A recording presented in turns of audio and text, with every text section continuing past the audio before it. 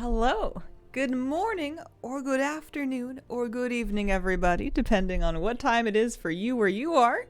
It's currently 9:07 a.m. here in the West Coast. We just had a time change, so if it seems weird, that's why. You always can tell because your oven gets confused. Hello! Happy after BlizzCon. How are we feeling? Are we rested? Are we sleepy? Are we catching up? We need some more time to decompress. I need more time to process the information because I didn't look at anything after the broadcast yesterday. I did the stream, we watched the deep dive, and then I remember kind of like becoming a vegetable on my couch and watching a little bit of the Guild Clash. And then the rest of the day is kind of a blur, and I know I went to bed insanely early and slept for like 12 hours. So I need to basically find something nice to do and read the Wowhead headlines. I need to catch up on the Wowhead ticker to because I'm sure that they told us more yummy, delicious things in interviews, and I want like a nice, orderly way in which to catch up on all of it. So I figure I'm just gonna tab back like a day or so in Wowhead, and we can just kind of like look at the headlines and read some articles and stuff. I was gonna do some crafting, but I can't think of anything. I can't seem to find anything that really I need to make in a mass batch right now in alchemy. I sold some of the stuff from yesterday, so that craft that I did is doing good, but I'm not really ready to restock just yet. I had some thoughts about cleaning up my bags, but that's a pretty active thing. Very excited for the war within. It's poor confused ovens. Watching the New York Marathon from my window. Good evening from Turkey. Hi Hazel and Miss Kira. Love the community story that won. Aw. You don't want chat to yell random headlines at you while it's stream. I mean, I think we're going to get random headlines all stream regardless, but I would love to at least digest them in something resembling an order. Forgot about interviews. Yeah. Oh, man. All right, we have some coffee. I once again ordered it because once again, I'm still out of coffee. We're going to get some groceries today. The most updated list is the one here. That is the most up-to-date thing that I have. I don't think there should be anything majorly different between that and my UI. I haven't changed anything lately, I don't think. I should take a look sometime. I mean, I guess I don't need to be crafting anything. I could just read WoW and worry about WoW later. My logic is that in WoW, I need to figure out what my plans are and what I want to do and what my goals are for the next year that are not collecting transmog out of instances. I can still farm like vendor transmog. I can still, well, yeah. But I don't really want to do any more like raids for transmog until the War Within pre-patch. Because. So we're gonna have to find some other stuff to do. Yeah, exactly. I'm avoiding it now because it's going to be more efficient later. I think it's just going to suck too much to see things drop that you know you would have been able to learn if it was just in the future. Papa B5, thank you for the 14-month resub.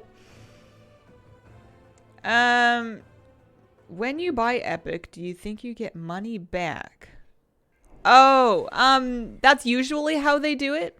That is often the case. I can't confirm it, though, for sure. You can still farm transmog on DK Pally Warrior. But if I get, maybe I'll get a mage robe to drop in the Death Knight. And I didn't have it collected. And then I was like, oh man, my whole life is just a ruin. Yeah, so mounts and pets and then vendor transmog. It's not that I don't have anything to farm. I still have plenty of mounts and pets and stuff. But my all the things random grind is a bit kablooey. I have some vague idea of if I could just get enough Dream Search coalescence to buy the toy. I don't even collect toys, but I want one of them. The one that makes the little friends. I want that one. It's 500 coalescence, I think, so we're like roughly halfway there. Wonder how HT is going to change in the new X-Pack? Is it clear to you if Bop World Drops now count as MOG on all characters? BOP World Drops. I think so, but the weight of the question is making me second guess it. I need more coffee. Hate that we have to wait a year for the transmog update. I know, right? All right, let's just park myself in Veldrak, and let's take a look at the headlines because I need some stuff to digest. Even if I just have like a bank clearing stream, which I'm kind of tempted to do. Let's find out. I'll put this up on the screen here. I need to see, the last handful. Yeah, so we watched the deep dive yesterday. So that's fine and good and no troubles. We're good with that. Not that I could recite you the entire thing slide for slide. One thing that I actually kind of realized watching this is maybe part of my problem with watching BlizzCon and retaining info out of it is not that I'm too fried from all of the excitement to absorb info. That's probably part of it. But also, I just don't learn very well from verbal presentations. I need to read things. And the slides help, but like the articles where they kind of lay it all out for me on Wowhead helps me a lot. Because I just need to read it. Listening to it doesn't do me a ton of good. It will go in one ear, and then it just, like, dribbles out my ear on the other side. All right, let's catch up. So, submit the cute questions. The Warcraft Wiki BlizzCon group interview. I think that we read that one. That's where we got details on other stuff. But let's just read the notes. What do they say? Here are some highlights of the interview. View the full interview on their website. No plans for more support specs at launch. It's not a goal for Mythic Plus to require an AUG. There is no 10.3. I think we knew this, but it's confirmed. There's more Dragonflight story, but there's no third tier. What else is worth talking about? Gold shared across the warband. That's honestly super nice. Holy moly. Currencies can be shared across characters. There's a loss when you convert. Crafted of the Warband Region Bank. Yeah, shared gold is huge because then when I'm making gold, I'm going to feel like I can see the number going up instead of like, you know, being like, well, this character has this much and this character has this much. And I left 60 character in this character so they could craft stuff. After rewards for Vault will not give Mythic Raid gear. They're exploring where the upper limit is. Upgrade systems returning. Good. Cool. Okay, so we knew that. What else? Submit questions for the Dune. Deep dive live blog. So this is stuff from the deep dive. We watched that. Alpha in spring of 2024. We heard him say that. Dragon Ride in all zones in patch 10.2.5. Available in all flying areas. Players will be able to Dragon Ride in all of the zones. Other things, you can toggle between Dragon Riding and regular flying. It's going to be coming right away in Castle Gar. Yeah. That was from the deep dive. Deep dive recap. Drakthir Soar. Yeah, here we go. Here's some new info. Drakthir Soar, aka the thing that I quit, to become full dragon riding and 10.2.5 at the same time. So, one thing not mentioned in the deep dive, Drakthir Soar will become full dragon riding for Drakthir that have completed the Forbidden Reach intro questing and unlocked dragon riding in their accounts. This is happening in 10.2.5 and not 11. Main difference being it still cancels when touching ground, and you still have the launch spell to start Soar, but it would have no cooldown, I'm assuming. Oh, there is a cooldown, but it's shorter. For what? That's almost better. I mean, it is better. It's almost perfect. I don't mind the cast spell to launch it. That seems fine, because you still have to, like, mount up on a dragon riding mount anyway. I don't really mind that it cancels when touching the ground, either. The cooldown is weird. That's fine, though. It's a not me problem. I'm a gnome now. Alright, let's get on to page 1. There's not that many of this. There's not that much of this. What do we got? World Soul Saga set to conclude before 2030. Oh, goodness. That's good. I have an appointment that day. Dynamic flying for Druid flight form coming in the War Within. Clarified. Massive number of existing flying mounts will be dynamic flight. Toggle between your preferred flight style easily. Druids getting dynamic flight in 11.0. You can toggle between things. Not midair. Sorry, Saga, but on the ground, but you won't have to dismount. Cool!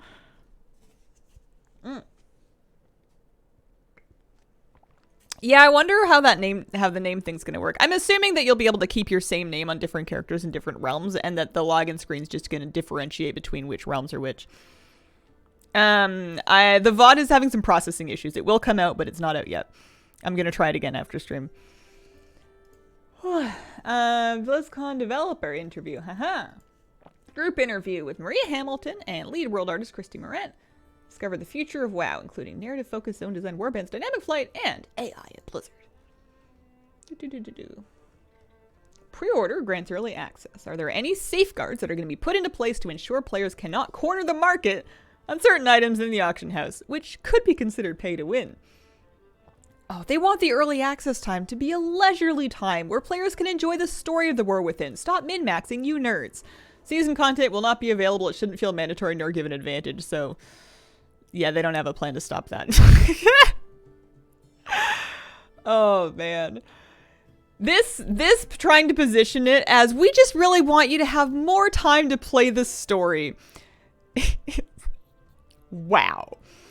Cross-Realm Guild is going to be opening up. What about regions? Regions are more complicated, greater technical hurdles. So it sounds like they would love to, but lag. What have I missed? What we're doing? We're catching up on the headlines from interviews that came after the deep dive yesterday.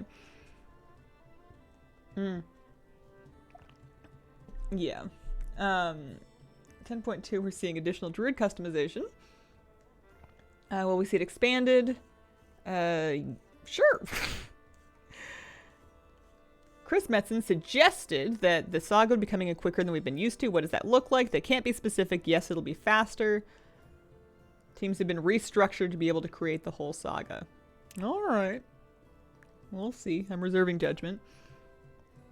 It's funny they said they couldn't announce flight form being a dynamic flight option when they tweeted it separately. How frequently do players interact with delves? Completely repeatable. It sounds like the keys for the big chests in them are more limited. We want you to play with your friends. Your entire account roster will be part of the warband. Not everyone shows up in the camp scene. Horde and Alliance are both included. Is there a concern that hero talents and subsequent additional systems will convolute character progression similar to Borrowed Power? We don't wanna. Good. With Midnight focusing heavily on Void, will Ethereals be a focus? They can't say anything. They can't say anything. Doc Otter, thank you for the 44-month resub. Let's all go to sleep into the Emerald Dream. It's the nap day. It's the official national holiday after BlizzCon. It's where everybody takes a big nap. What efforts are made to differentiate the 3 coming expansions from each other? Each one will be a full X-Pack with a full suite of activities and zones. Story carries over. Zones and story of Midnight are already underway. Well, at least all those extra people they hired are finally getting some stuff done. I mean, not just now, but like, wow, that's some pretty impressive output compared to what they used to be able to do. Can we expect mount customization to be expanded upon similar to dragon riding mounts in the newly announced delve mount? Something we love doing. Look for opportunities. It is less likely that older mounts get extra stuff beyond being updated to dynamic flight. That's fair. Nothing to announce for more support specs. Kitty cat. They cannot get into release frequency because they don't want to kill the goodwill. They don't want to pile on the 3-day early access. Yeah. Yeah, I wouldn't be surprised if it was a bonus for them if they can release full X-Packs more often.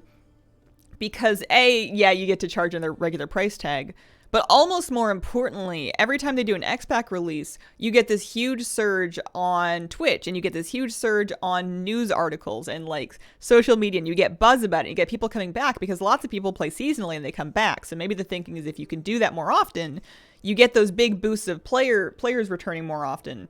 You know, less downtime means less like maintenance mode where everybody's kind of switched off and is playing something else. So I think that the box price is probably one thing.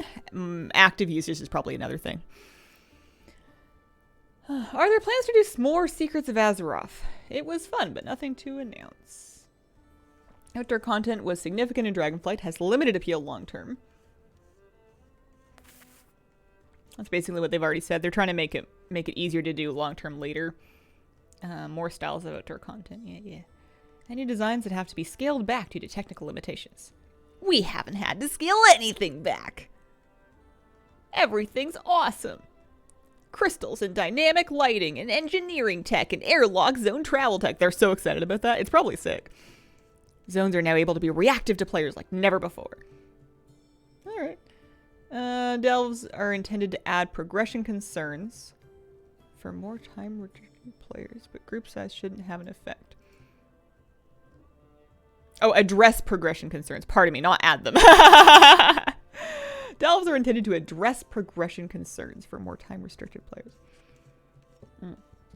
It sounds like a simplified way to get like your weekly, or you know, your weekly decent piece of gear for outdoor. Like how right now in Dragonflight, if you're doing a fresh character, You might want to do your Farak Assault for that weekly piece from the boss and from the chest. And you might want to do your Researchers Under Fire for your weekly best chest from that. And it sounds like they're just kind of funneling those pieces of like peak outdoor gear into delves, so it's easier to understand where it comes from and what you need to do for it, which I think is great. And assuming, I feel like there's gonna be an optimal group size. Like, I'm glad that they'll be doable solo. I think it's gonna be really tough for them to make it just as easy / difficult to do solo as with any group size, though.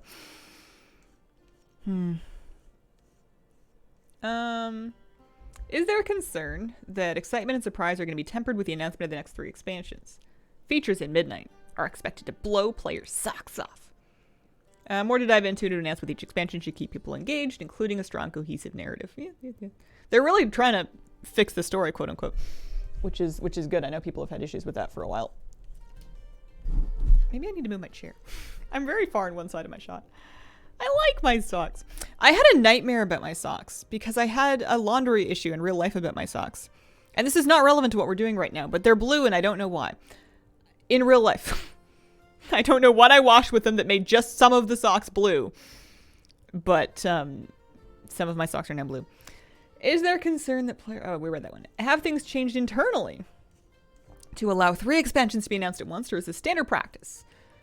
We know that Shadowlands was kind of slow, so we're going to be better. We committed to a roadmap and have delivered on that schedule. They really did. Next thing after 10.2 will be on the PTR a few days later. Oh, dear Lord. We're doing parallel development on multiple expansions now to keep the content flowing. I've got a selfish problem. There's more of them and there's still only one of me. There's too much game for me to play. Good afternoon, Hazel. Good afternoon.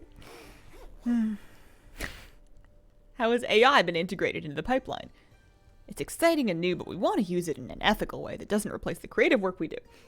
Machine learning to refit helmets. Yeah, we heard about that. We don't want to develop zones with AI, but use it to refine training materials to streamline onboarding. We want to avoid AI art generation. Kinlan, thank you for the 3-month resub. Been watching since my high school days, finishing college this year, starting my master's. Finally have the financial ability to support my favorite streamer. Aww. Oh, congratulations on starting your master's. Any blue or darker dye of running? It's just bizarre because usually when you have laundry staining like that, it's because you wash something new in with the stuff. And I haven't added anything new to the laundry in like ages. Like it stands to reason that if it was going to do this now, it would have done this like 4, 5, 8, 25 loads of laundry ago. So I don't know. Talked about the prospect for Classic WoW after Kata. Is it unrealistic to believe there will be necessary changes to keep the core of compelling leveling intact? I don't know. It's a good question. I'm really interested to see what happens with Classic Kata, or if it's just kind of like a bridge that's going to kind of like trot out on 2 little skinny legs and then whimper and then die. And then they're like, but what about Classic Mop? And everybody cheers. That might be the thing. Will we see a reworking of the faction system due to more recent unity? Could we see a 3rd faction? Nothing to discuss about a 3rd faction. I think a 3rd faction would be bananas. Factions are so irrelevant now anyway. And also the 2 factions was so, I don't know, traditional that a 3rd one would be just weird. More faction and cooperation, not so much from a technical side. Any discussions about expanding the cultures of WoW? And examining how real-life cultures influence WoW. Yeah.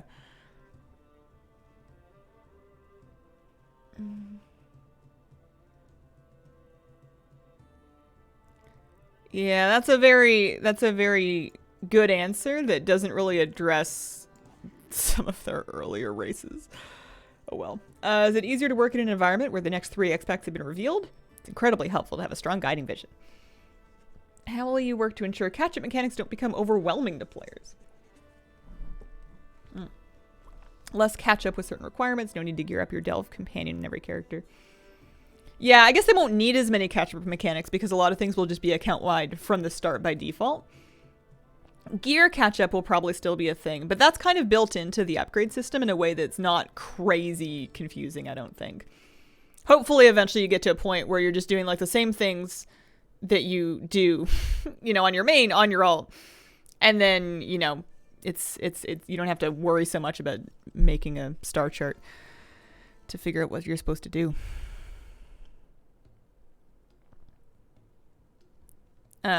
Lore narrative purposes the third faction for character identity. That's a good point.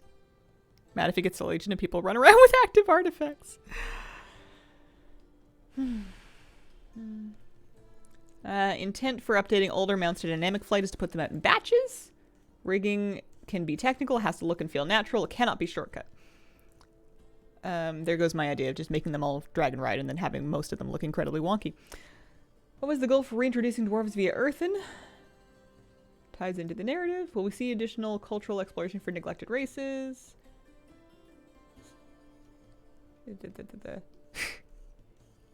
These answers are basically, what a great idea, but no. Or, yeah, more or less. When we're revisiting these older zones, can we expect a glow up? That would be reasonable. Continent-wide updates, more local updates, mostly local. With the detail put into modern zones, it's just not feasible to do full updates. They want to focus and put full effort into specific areas. Fresh coat of paint in specific places. Also, the older versions won't be removed, like Chromie time. So they're not going to do like a full overhaul of the entire game at a given time. It's just unreasonable. Captain Mel, 1985. Thank you for the 12-month resub. Happy 1 year. Yeah, we haven't heard a lick about professions yet. I think there was like a note in the Warcraft Wiki interview where they said they were happy with professions and they were going to keep working on it. And that's, yeah. What is something you want to talk about? Zones designed with dynamic flight in mind. Getting to work with Metzon's been a fantastic experience. Alrighty. What else? Wowhead's exclusive interview with Anne Stickney and Tina Wang, narrative director, open world game director. They put the What Sword shirts for sale. It's funny. People will buy those. Okay. I'm going to skim past a lot of the story stuff, mostly because it's very wordy and I'm not going to have any informed takes, but I will link the whole article in chat if you want to bookmark it to look into it for later. This might be mostly a narrative thing.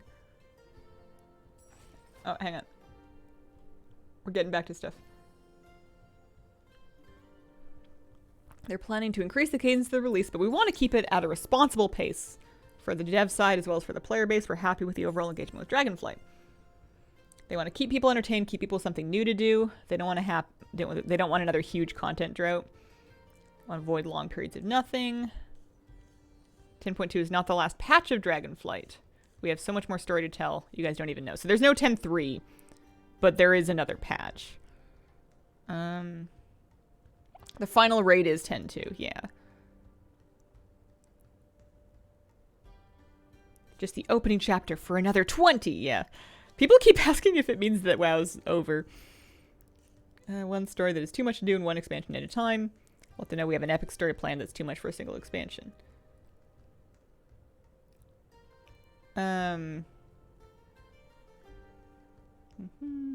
Why change the character screen? Why not let your dudes hang out with each other around a campfire? That's just cool.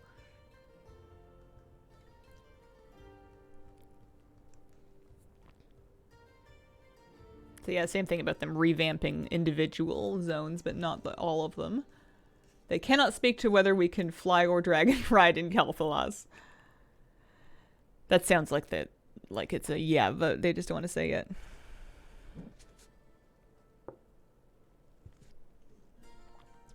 Looking forward to seeing Preach's interview with Ian once they prep the video. That should be good. Quality of life players, warbands. Has been a lot of quality of life players that players have been asking for a long time. How hard was this to get underway? Foundational engineering. It's a significant effort that's worth it. One of the bullet points they had was respecting players' time.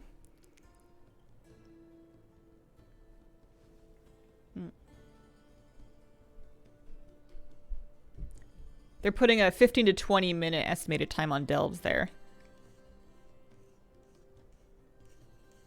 And then Tina says, no, it's more like 15. Yeah, 15 minutes. Similar to Islands, time phase-wise. There is no timer. It is not timed content like Mythic Plus is. You can AFK in the middle of delves if you want to. You can play with a varied number of people.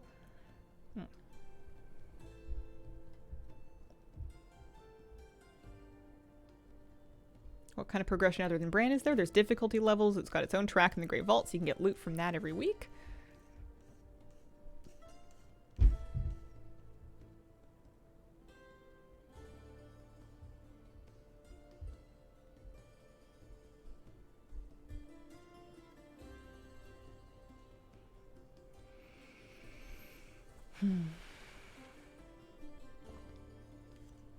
It's good that hero talents are super flexible.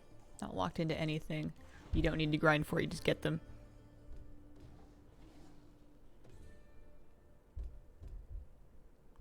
Really hoping profession progression gets rolled into warbands.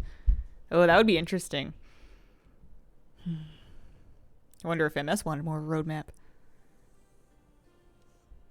What are your thoughts on Clippy being the big bad for the World Soul Saga?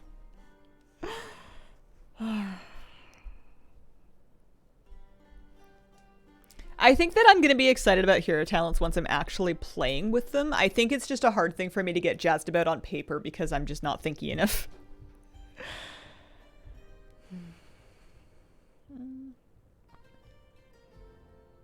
Quick question about professions. Are the stats sticking around? We haven't heard too much about professions. I don't think we have too much in professions just yet to talk about. Obviously, we want to keep it fascinating and interesting for players. We want to make sure that you're doing stuff, you're getting something good out of it. Wow. Still a work in progress. Okay, so they just don't have anything to share yet. That one's still in dev. What did they learn from Islands and Torghast that they put into delves to make sure it's the best they can be? Biggest thing is that there's this progression in terms of increasing your item level and being able to do harder ones, and not having a timer. Delves you can go in with any class, and by adding Bran you can kind of supplement your group comp. Not having to switch a spec just to go into a thing is nice. They're planning most, if not all, mounts that currently fly should be able to have... A final statement on mounts. I did want to share that on the art side, we are planning that most, if not all of the mounts that currently fly should be able to have dynamic flying by launch. That's our intent. That's crazy. That's not what Ian said. He said something about how they were looking to continue rolling it out like in batches with older mounts, but he was much more conservative about it.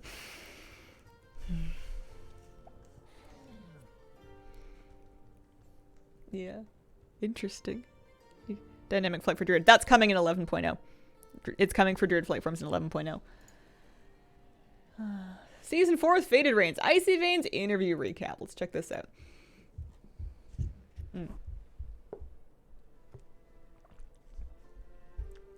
Ian has now confirmed the return of Faded Raids. Dinars and Shadowlands may have been too generous. Say it isn't so. The Mythic Plus rotation changing every season. They don't really need a new season affix. I agree with that. That's fine. They want to see the community's reaction to how the Farak Axe has been implemented. They may reconsider the approach of implementing Legendary. Similar acquisition of the Evoker Legendary. Not exactly the same, but similar. Bad luck protection for the Axe will be active from the very beginning. Wow. Team plans to review class distribution of tier tokens to make it more fair. No plans for classic time walking. They're considered too simple for modern players. They're happy with talents. There's going to be more updates. Most hero talents will be passives to avoid giving you too many buttons. There will be some active abilities where they make sense. Yeah, I noticed that. A lot of the ones they previewed were passive. That was cool. I was happy about that. Delves will have a seasonal currency to avoid player burnout with a mix of reward types. Hang on a second. Delves will have a seasonal currency to avoid player burnout. I guess so that you're not incentivized to stock up so that you can get the rewards for the next season early. I don't know. That one's getting me. More lucrative rewards will have some limitations now if you get them. Future UI improvements will focus on the guild UI and the friend system. Nameplates, please! I mean, it's fine. I use Plater. I have an add-on for it, but like that is the one major thing that just feels awful to me subjectively about the default UI. Devs are mindful of the balance between gear. They want to avoid forcing players into playstyles they don't prefer. That's nice.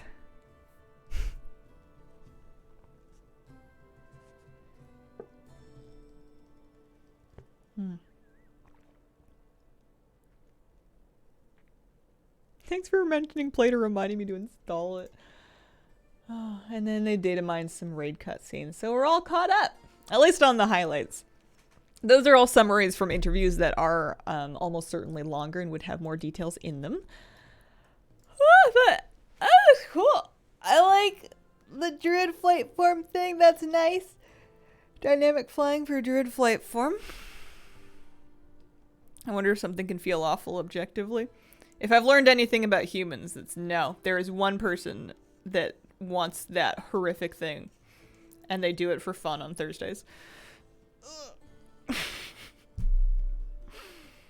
Yes, on Twitter they talked about making Drakthir's work as dragon riding. It's still going to have a cooldown, but it's otherwise going to have the same power as your dragon riding. And the cooldown should be shorter.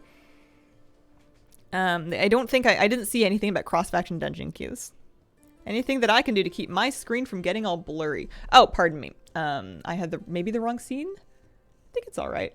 I had a moment yesterday on stream where my browser source of the BlizzCon stream had even though I was on the source resolution, it had gotten kind of blurry, and normally I would just refresh it to get it back, but I knew if I refreshed it, I was going to make the whole thing cut out and come back for everybody watching.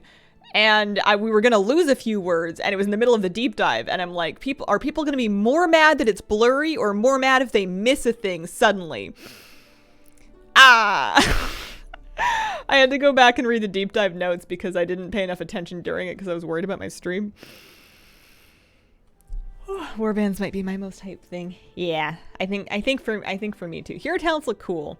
Delves, I think I will be more excited about, again, when I get to, play them and see how they, fit into my day-to-day life and week and stuff like that. It's just hard to think about what it's gonna be for. When do you think they'll announce 10.25? Apparently, right after 10.2, they said the PTR will be up, a couple days, a week or so after 10.2 comes out, so soon. Hoping for third DA to sit back. Beyond excited about warbands. Did something that felt like Mythic Plus but was a solo experience? Yeah. I'm curious as to how they're going to do this difficulty thing, because they're talking about how your item level is going to help you progress into higher difficulty delves. So as you gear up and you get gear out of delves, you're going to be able to do better delves. And it doesn't sound like it's delve specific gear, so you could also take your raid gear or whatever and then go do some harder delves. And sure, the bosses and the enemies that you put in them, you can scale those up just fine. But they're also talking about some of them being puzzle-based or being, other styles of gameplay, jumping puzzles and, actual puzzles and stuff. Are those going to be harder on harder leveled elves? Do I need to get smarter in addition to higher item level? Do I just need to progress brand more? I get how they scale it up in terms of the enemies that you fight, but I don't understand how they're going to do it for the other gameplay types that they talked about in there. I'm just going to have to see it when it comes out.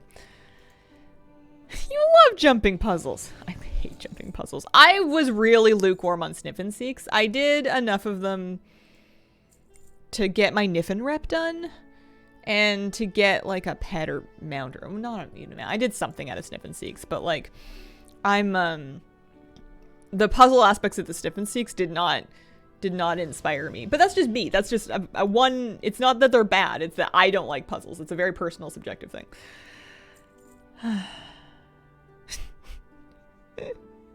I can have my Venthyr Covenant ability for the puzzles, right? I hope that they're gonna try that one of their goals would be to avoid making content that's just frustrating. Yeah, I don't know. We'll see. I'm more interested in stuff that I can hit, or maybe there's things you need to heal or dispel. I'm more interested in using my character's toolkit than using my squishy gray limpy noodle. What am I doing, by the way? I did some auctions. I want to clean up my. You know what I want to do actually? I don't know if I really want to do this today. I need to do more Secrets of Azeroth. I want to get the Secrets of Azeroth rewards. I'm 7 days into it. We did seven steps. I guess I could just do the satchels thing. Meow. I'm not wildly rich, but I'm not poor either. I made a little gold off that crafting yesterday. Sniff and Seeking was fine, just got kind of old after a while. I had more fun in Torghast than Sniff and Seeking. I was more engaged and excited in Torghast. In Sniff and Seeking, I kind of felt like I was just trying to make it be over. I like puzzle minigames, like... I didn't mind the Torghast puzzles, the little chests and the doop zoop zoop zoop zoop. Or when they did the matching one, that's a fun game. I don't mind stuff like that. Dude, Torghast right now. Candy Crush, yeah, that was fun. I like that. I guess I'll check out and see if maybe we're into the rotation that has the rares I need. What do you think about crossover guilds? Seems good. I wonder if they're still going to have the same roster limits, or if they're just going to be massive.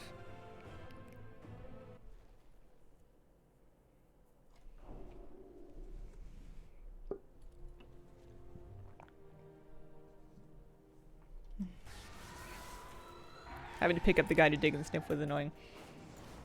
I think Brand might turn out to be kind of fun.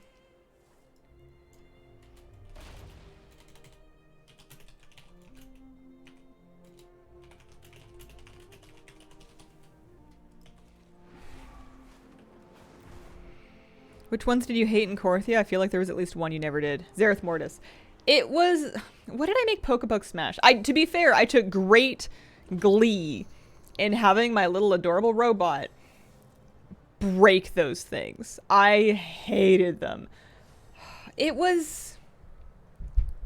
I've never minded the line uncrossing ones. Those have always been fine. I never did like the super hard ones that you get from doing,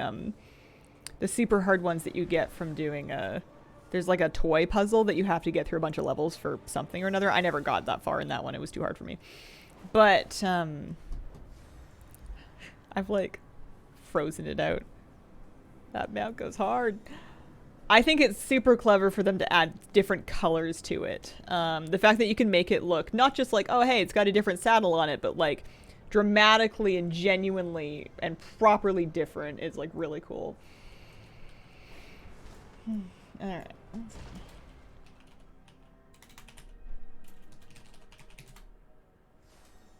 That work?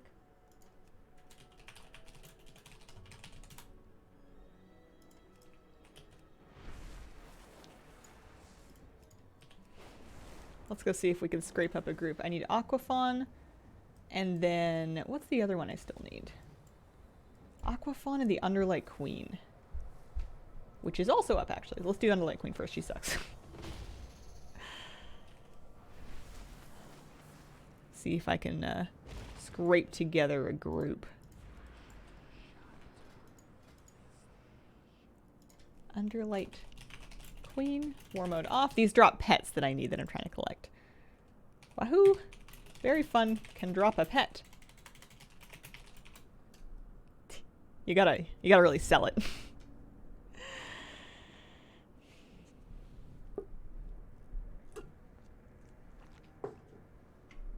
The 3x3 grid, each tile had the thing with 3 characteristics. You had to match them. Was that the one that I hated? It might have been. It might not have been.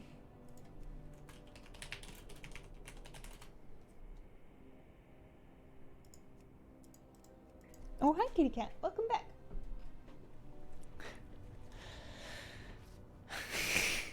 Really need to work in marketing. Listen, I got my own stream to market. Our advertising budget's through the roof. Yeah. That's what all the cat and dog food's for, right? You write off all pet care costs as marketing.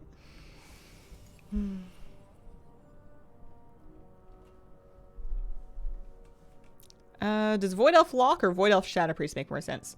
Shadow Priest, I think, strictly speaking, but they're both really cool. I should play which one sounds fun to you.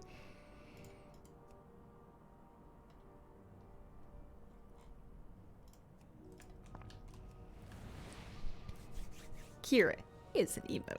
Moose will be an emote too eventually. He's just got to get a bit bigger and decide what he wants to do with his ears. Currently marketing. Angelfish. 3 line on crossing 3 of a kind, the on-off state puzzle. I can't remember if it was the 3 of a kind thing that I hated or if it was something else. But it doesn't matter. Clearly I've locked that one into a black box in my brain.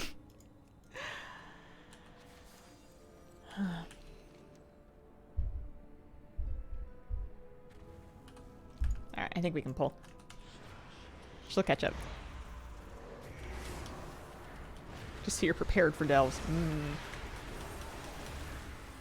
What if, okay, so what if we're in a delve and there's a puzzle and it's a puzzle type that I hate and I can be like, Bran, smash! You get like a limited amount of Bran smash where he can just like obliterate a puzzle if you just hate that one. There's an idea.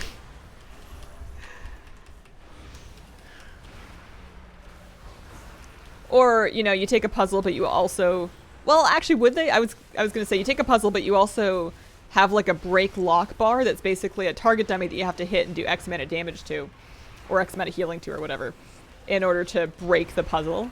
But it would have to be enough that it is definitely more efficient to do the puzzle. But like if you really, really, really hate it and you know you're going to be stuck there forever, you could bypass it with damage. Yes, I want Bran to shoot the puzzle. Mention I love the pink for your hair. Oh, thank you. I'm going to put some more in it probably today or tomorrow before you see me next. My light pink is almost completely washed out. I'd still look a little bit pink on camera with the lights, but I am basically blonde. Any luck? No, not that time. Aquafun? Woo! Let's go try that.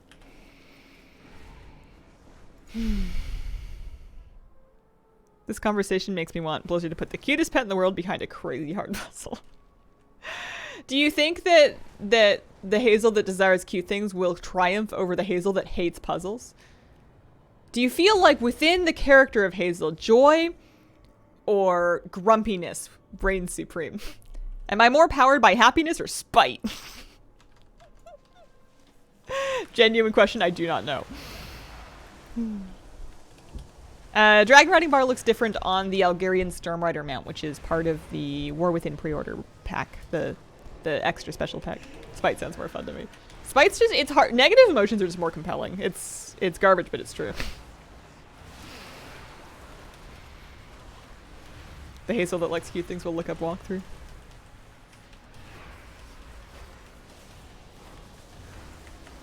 So excited about the upcoming content. It's insane. I need to get myself re-hyped for 10.2 again. I'm all hyped for War Within, and we have a new patch coming out this upcoming Tuesday. This is the last stream on this patch. We're going to be in the Emerald Dream or something. Real soon. And I have forgotten. Something Super Bloom, something new collectibles. Something a Mirror Cell. I got to get re-hyped for all that, because we're going to be in there for a while.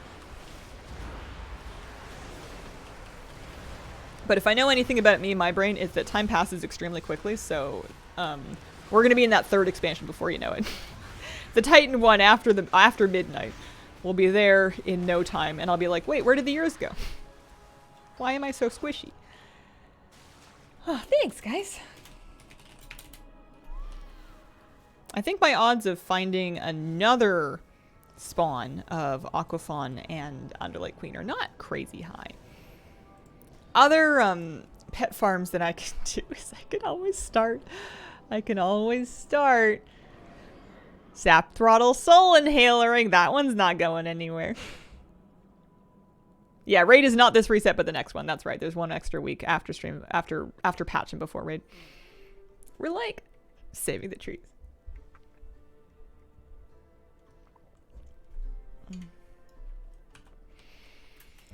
Alrighty, it is like 10 a.m. I need a project, but I want like something that's kind of, I don't know, not super. The reason I'm resisting doing secret finding is it just it's looking up a lot of coordinates, and I just don't know if I'm in the mood for it right now. I'm gonna take a short break. I'm gonna go squish the puppy. I'll be back, and we will figure something out.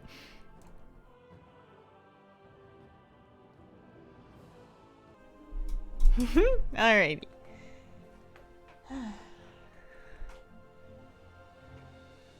Katie, what should we do and why is it satchels for Tobias properly. Also, oh, my gear's not on.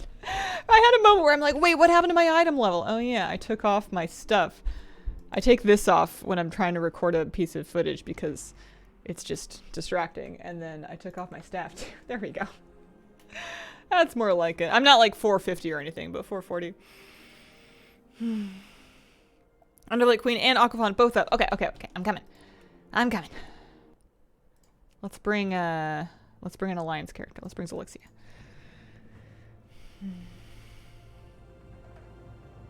Meow. Wendigo Woolies, but the trinket is too much. It's because it doesn't look like a trinket. It looks like a pet, but it's not a pet. That's confusing. Depends on how chill you're feeling. Getting Mount Farming vibes. We did. That is actually a good point too. The thing with mounts is that I'm closer to being caught up on pets. I have almost a manageable amount of pets that I'm missing, and that's about to change. The new patch is going to come out and it's going to have new pets to collect. I'm going to be behind again, but I'm within squinting distance of. Can I make through this tunnel and apply to the group? Pre-made, custom, find a group. Side up. I'm assuming it's this one.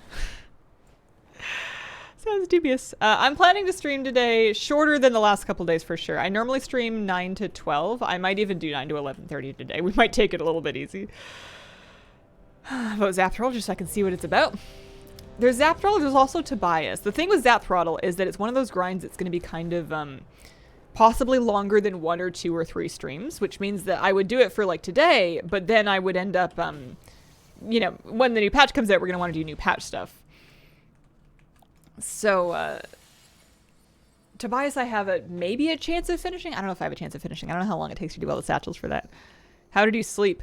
Dude, I went to bed at 8:30, which is insanely early. I was wrecked yesterday. I hadn't been sleeping well for a couple of days running, and it like really caught up with me. I wasn't feeling very good. I was like feeling like I was getting a cold, which is weird because I just got over one. So I became a vegetable. I just went to bed and I stayed there for almost 12 hours. I felt a lot better this morning. And then I didn't find out that it was an extra hour until I looked at the oven and I went, oh, well, if that's true, then I'm late for stream. Oh, yeah. It was good, though. I was out. My dog missed me. I came out and saw him in the morning and he's like, Mom, you've been gone forever. Oh, sorry, boo-boo. Let's go outside. Or a Ben feature? Yeah, it's my favorite, too. I'm really, really, really excited about that. I think that it's going to be one of those things that once we have it, it's going to be hard to imagine what life was like before.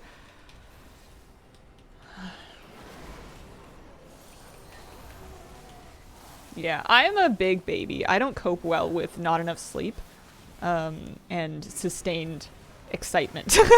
I can't even say stress. Sustained excitement absolutely decks me in very short order. I'm just I'm a cozy, squishy little bean that likes getting my 8 to 8.5 a night. Lots of water, lots of outside time and daylight and deep breaths. And if I don't get enough of that, I turn into goo really quickly. Hey, Aquafon? Aquafon Alkanon?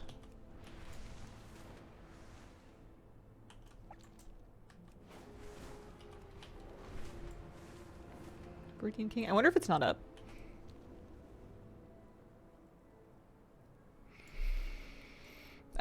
Did you meet Medicine?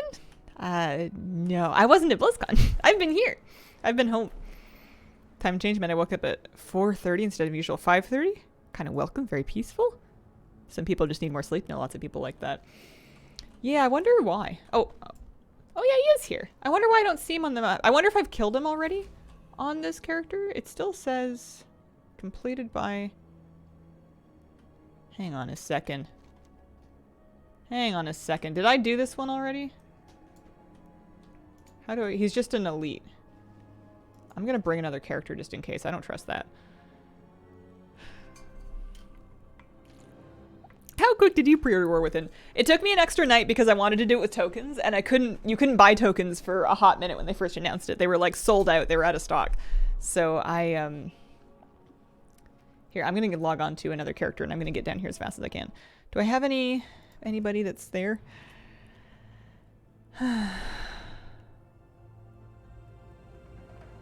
What Chris did at BlizzCon, wasn't that what Ian usually did?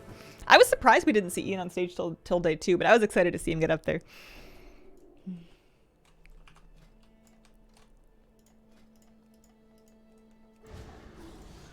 I'm coming. I'm so sorry. I think I've already killed it on that character. I think that's why I couldn't see it. I'm zooming as fast as I can zoom. Still making go with alchemy. Yeah, a little bit now. I had taken a big break because I was rich enough and I had nothing to spend my gold on, but then I spent all my gold buying the BlizzCon cosmetic pack and then pre-ordering the War Within on the Epic Edition, so I'm broke again. Not broke, but I have like 1 mil or less, whereas before I had basically 6 mil. But I also got like some shop stuff. I got the Crush Hoof Mount pack.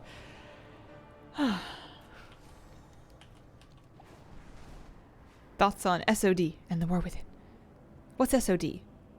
War Within looks really cool.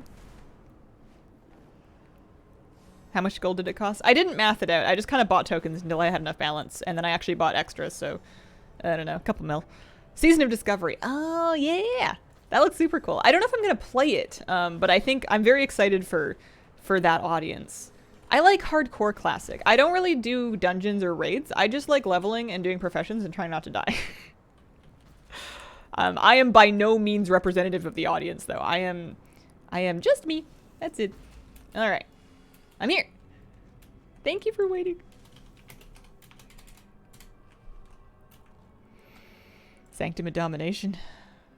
Oh yeah, I didn't even look at the Catapack. I don't know. I don't have a Caracta mount either. Caracta's, I think, not in this current spawn rotation. I think that's an old Viridian King spawn, unless I'm confused. But I think Caracta's not spawning today.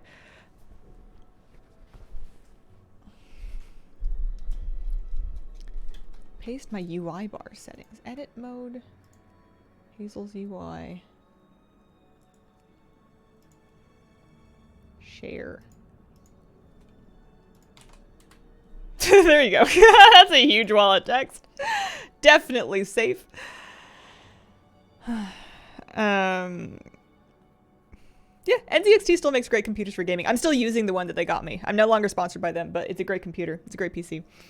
I would just kind of feel out what sort of specs you want, and I would just kind of, you know, shop around a little bit to price it out on different pre-builders.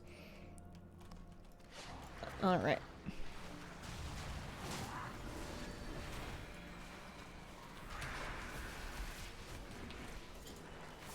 But they all should be pretty competitive. You'd hope. What's that? That's my UI layout. I don't know if I recommend it, but it's what I use. Somebody asked for it. I'm sure some parts of it are trash. Oh, maybe some of it got cut off. No, I haven't added the string to my spreadsheet UI. I don't feel like anybody... I mean, I guess somebody wants it, but like, why? Why do you want it? It's weird and it's janky and it's specific to the weird janky way that I play the game.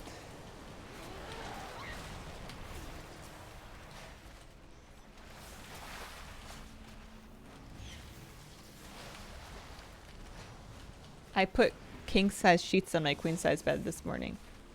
And they're pink.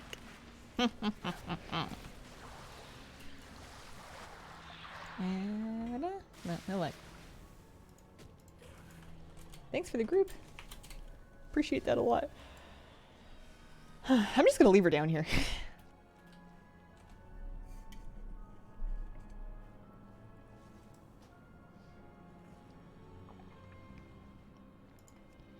Opinion on the X-Pack coming late 2024. With 10.2s being the final raid, do you think there's gonna be a drought? No, they're doing a faded raid. It depends on whether or not, or a faded season. It depends on whether or not you consider that to be a drought or not. I think there will be a little bit of downtime, especially if people don't want to kind of do the victory lap season. But I've always been happy to do them, so I'm gonna be good. Yeah, they said late 2024. Fall was the thing on the slide, and then the end of the year is the date on the pre-order thing. Sheets with Pink the musical's face on it.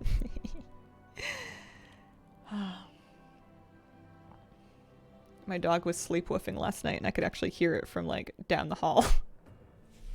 He woofs in his sleep. They're different. He never woofs in that exact bark like when he's awake, but when he's asleep, he kind of does these whoop whoop whoop whoop like a zebra. He's getting louder as he gets bigger.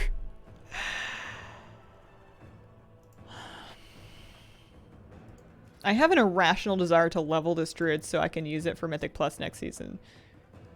Like a completely bonkers desire to do that. For what? For why? I don't play alts until like later in the season. Do it. Yeah, you're right. Yeah, don't give me a free gear upgrade. I'm wearing heirlooms. Just leave her alone. Pup woke himself up by dream howling once. Aww. How do I know what a zebra sounds like? George of the Jungle.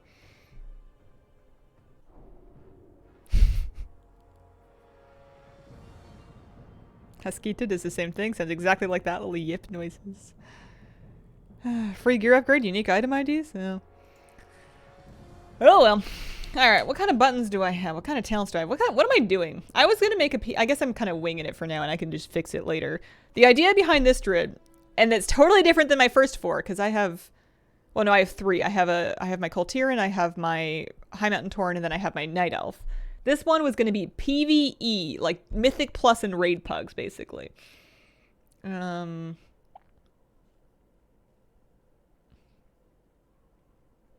don't know what she's doing over here. Trying to get into the healing talents, basically. Do like an AoE Sunfire situation. That'll be good. She has... Let me see. She has mouse over controls enabled, I'm assuming. Mouse over healing, yes. I haven't played a low-level healer in ages. When you can't find anything, use the search. Yeah, she's got mouse over healing enabled. I don't know what... Oh, what did I send myself? Oh, I sent myself volcanic equipment chests. Requires level 70, so she's got to finish leveling for that. She's got all kinds of stuff in her bags. 4 other druids would be crazy. You only have 3 other druids. I know, right? Like, it's reasonable. The funny thing is, I always say I don't even like druids. It's clearly not true because I keep making and leveling and playing them. But I've always found them messy because of just the different specs and the keybinds and the forms and the bars. I've always found them kind of messy. What is my professions? Do I have them? I have no professions. Alright, that's fine. That's a later me problem. When in doubt, professions-wise. Do I not have travel form? Where's that? I'm a druid. I must have travel form. Okay, I have travel form, but I can't fly. Yeah, I'm only level 24. That's right. That's why she doesn't have it on a bar. Okay. I guess I want to queue up for a dungeon. I don't see why not. Is this how you level characters these days? Healers? There is no correct way to set up bars for druid. It's so clunkers.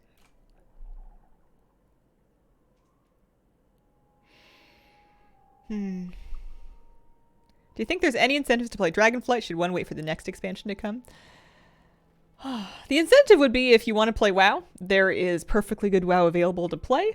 And it's going to be, like, we're just about to get new content, so this is the time to come back if you are thinking of coming back. But they kind of said it. There's really no, like, wrong time to come back. It's a question of, is WoW something that you want in your life right now? And if it is, you should come play Dragonflight. There's lots of fun stuff to do. And if it's not, then don't. Dark Moon. 4 druids does give you 1 for each spec. However, 3 of my 4 druids are going to be Resto Druid. One of them is my PvP Resto Druid. One of them is my PvE Resto Druid. The third one was my Unlock High Mountain Heritage Armor Druid that happened to be Resto. And then Barnacles is just Barnacles.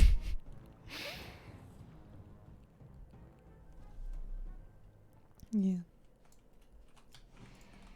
Do I have a buff? I have a buff. What else can I do? What does this button do? It's a macro that says eek. What does it do?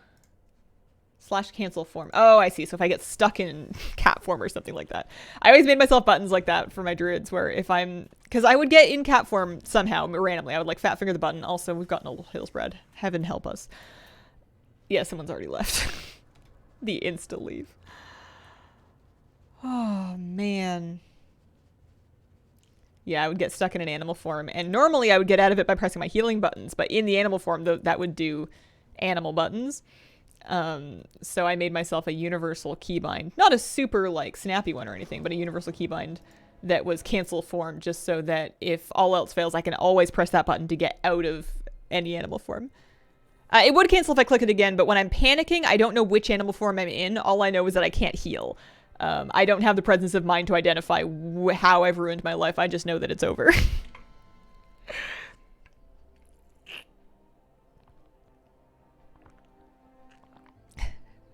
How is WoW these days for players coming back from old BC, new players? Wife asked to play, but I have haunting memories of the meta grind playing 12 hours a day. You can play 12 hours a day. The era in which you needed to be competitive is gone a long time ago. You don't need to play that much in order to have fun and be effective. Dragonflight in particular is a lot easier to kind of play and get yourself set up. And like there's lots that you can do, but they've really taken away the need to do all of it. So you can just kind of pick and choose things that are fun. Wouldn't it be easier to bind the forms on the aura bar? No. Because I'm not used to having keybinds for those. That's something that I don't have on other characters. I like having buttons that I'm used to using, and on a place in the bar that I'm used to having them. Heals cancel form. Yeah, the heals are in the normal form bar, exactly. It's like it's just a thing that makes me comfy. It's not a thing that you need as a druid. But if you've ever been a druid and you've had that problem, it's an option. I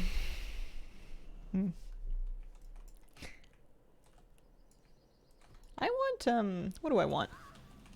Am I happy with my bars? I've got like nameplates overhead, that's fine. Man, I was all excited about being a troll and now I'm a human because it's Darnhold.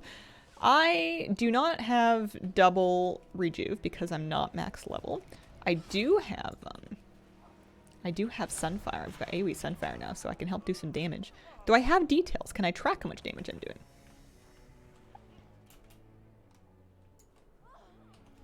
What class am I going to use my character boost on? Nothing. I don't usually use boosts. They just sit on my loading screen and rot.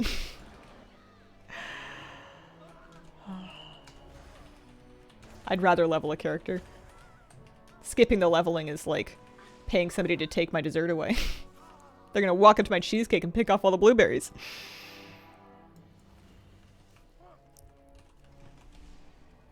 Yeah, did you guys see any... I watched a little bit of the Guild Clash. I watched the end of the arena part, and I watched the beginning of the Mythic Plus part. And then I was, like, falling asleep halfway through the second dungeon, and then I went and... took a nap or something? Bought the Epic Edition with WoW Gold too. Didn't know you could do that. Nice! Still using an MMO keyboard. No, I switched off a couple years ago. I liked it a lot. I recommend it. The thumb movement is great, and it's the one thing that I really miss from using a regular mouse and keyboard. But I wanted to clear up a little room on my desk, and I was getting antsy that the model that I liked of the keyboard was, or the keypad, was not going to be available forever. And I didn't want to be that person that has to feel like I'm stockpiling hardware just in case it, becomes obsolete, or like the drivers fail for it or anything. Plus, once in a blue moon, I would have to play WoW at like an event and you would be provided with a keyboard and I would have no idea what to do and it was embarrassing. I think they're great, especially if you are struggling to find comfortable keybinds for everything. Like, you want to keybind more stuff, but you can't find good buttons that you like.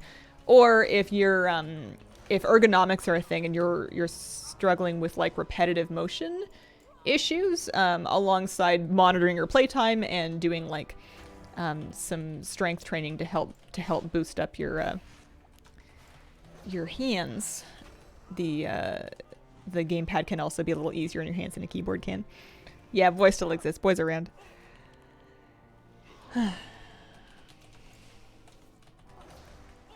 When I first got into the keypad, it was because I couldn't fathom having enough keybinds for everything on a keyboard, and because I would have a lot of pain through my wrists and through my arms when I played, because I just played a stupid amount of WoW. And it's not as much of a problem for me now, even though I'm back on a keyboard, because I started lifting just a teeny tiny little bit of weights, just like some wrist exercises and stuff, and that helped. And I also just don't play the same way I used to. I don't sit down for 10 hours at a time.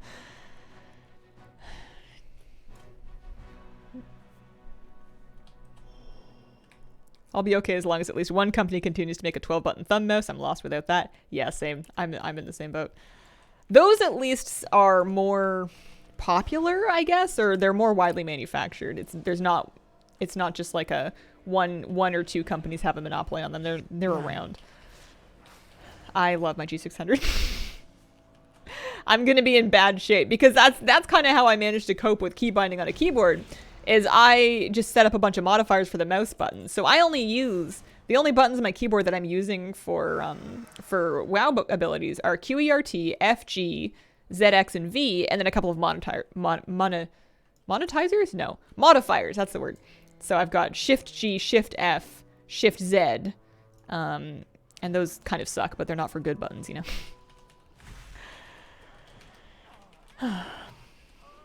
Everything else is on either my mouse or my mouse with a modifier, or I have another bar that's my mouse with an alt modifier.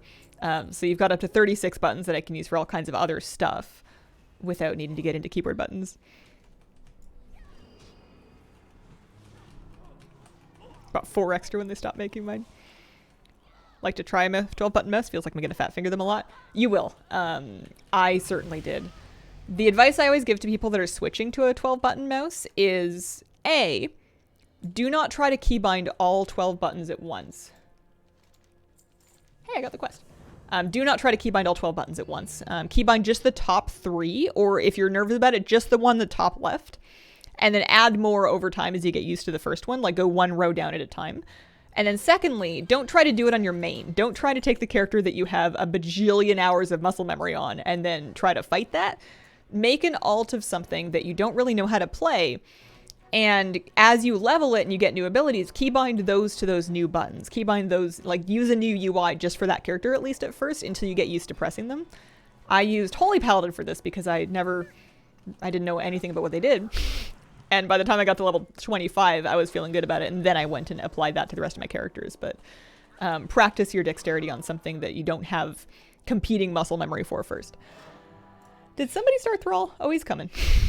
Where he's going. They stopped making the G600. Well, take it back.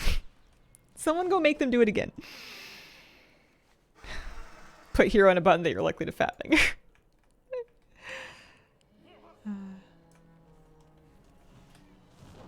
I don't have F-Low yet, do I? I do not.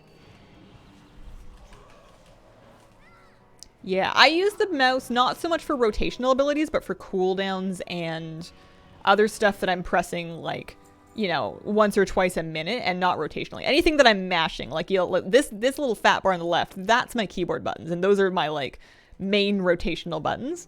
But on my mouse, I might have, like, my dash, I've got my buff, I've got my bark skin, I've got my dispel and my travel form. There's berserking over there. Here, let's use that.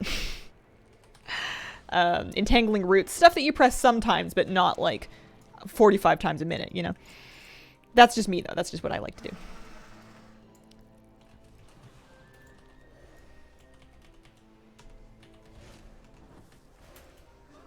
I like PC games because of how much you can customize your inputs and how you can find something that's really comfortable and makes sense to you, and it doesn't have to make sense to anybody but you because you're the one that's playing it.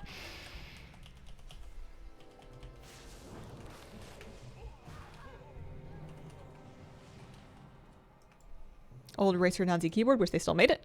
Buttons under the spacebar, use those as modifiers. Ooh, that's cool. I used to use mouse over macros. These days, I just literally turn on the mouse over cast button, and then that makes everything cast as a mouse over. If I was doing something really, really, really important, and I wanted some things to be mouse over and other things to not be, like if I wanted to make my DPS buttons not a mouse over, then I guess I would make a couple of macros for that. But I just mouse over heal with that default option now. Yeah, it's great. It's awesome. Plus, you kind of get used to having your DPS buttons on a mouse over. You can kind of like sprinkle your Moonfire or your Sunfire, like whatever it is, without having to actually target stuff. You get used to it for sure.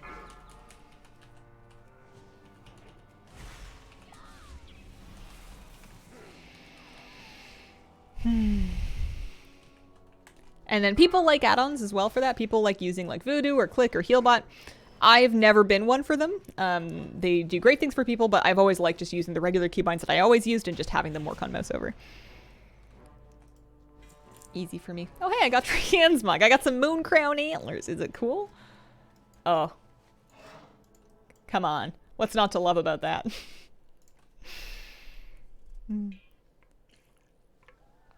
How are you, a human? It's just this specific instance. It's Escape to Durnhold. It is the Escape from Durnhold? Party on Durnhold Island. Those antlers win many a silly trial of style competition.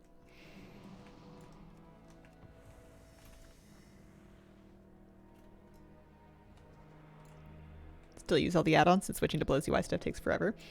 I moved all of my bartender. I recreated my bartender profile with the Blizzard UI when it first came out, and it took a little bit of time to do it, but I'm really glad that I did because now it's just one less thing to worry about on patches and one less thing to worry. I mean, it doesn't really throw errors very much, but like it's just nice to have it work on default, work on PTR without having to install PTR add-ons. I can take my UI and I can just slap it into PTR. Cool Armadillo, thank you for the 9-month resub. Didn't know there was an internal way to just mouse over, use your normal keybinds. Yeah. Yeah, if you open options, search for mouse over. I think I've gone too far, by the way. Open options, search for mouse over, and just click that checkbox and try it out and see how you like the feel of it. Most exciting thing about War Within. For me, warbands. Account-wide gold, account-wide bank, account-wide reagent bank that you can craft straight from. Oh, that's good. Oh, I'm going to be a professions girly. I'm going to be a tycoon. It's going to be great.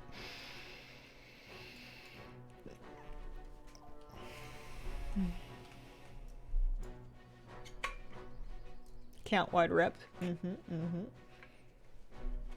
Account-wide renowns. Transmog learning across armor types. Yeah, gold shared with the warband.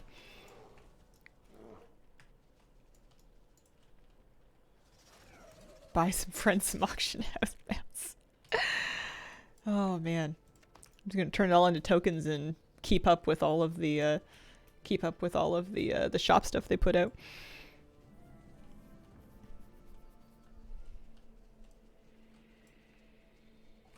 Game sounds like really low. Isn't there cool music out here? Kinda, sort of, maybe. Yeah, look, it's Thrall. Alchemy spec, should I put points in first? Up to you. I did theory first. On my main alchemist, I went into alchemical theory first, and then eventually branched out into potions and flasks. Ultimately, you're going to want them all. What do you do with your crest and fragments? You can still upgrade old gear, and doing so may get you new transmog appearances if you like upgrade it into a new transmog band. I've just been vendoring them. I've just been deleting them. I can't be bothered. I just want to make them go away. Not very into earthen. When Holly says, "Who doesn't love dwarves?" had to mutter a soft me. Yeah, they're not top of my list. They look fine. I just don't know that I needed a third dwarf race. I'll probably make one because I make alts of everything. But it's not a race that's gonna get me on my feet about it. It's just, you know, it's fine. That was probably the most announcement. They look beautiful. It's just not a race fantasy that I feel like was underserved, really.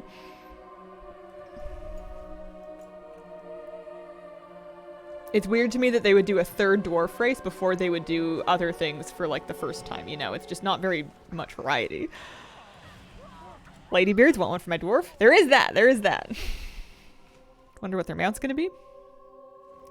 You'll be able to upgrade crests, but not between seasons. You'll be able to take a season 2 crest of one level and trade them. You get 6 of those and trade them for one of the next level up, assuming that you're not capped on that. But you're not going to be able to trade like a Whelpling crest for a Season 2 crest. Unless I'm wildly mistaken. Oh, I need to go upstairs.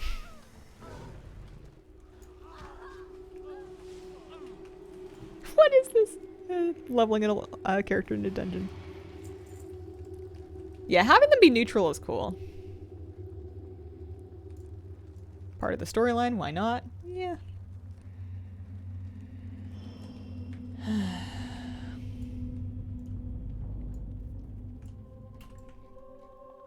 But I don't know if I need more races. I like them. I love new races to make new alts with, but like, I think they've already added my favorite races. I think that I'm already a gnome. I want more options for regular gnomes. I think moonkins have more options than regular gnomes right now. And I mean, I'm happy for them, but like, share. I don't know what options I want, mind you, but like, you know, they've got creative people. Give ups. Darkmoon Fair buff. Do I still have my Darkmoon Fair command? Yeah. It's an old clip, but it still holds up. My favorite thing about the Darkmoon Fair is when it's over.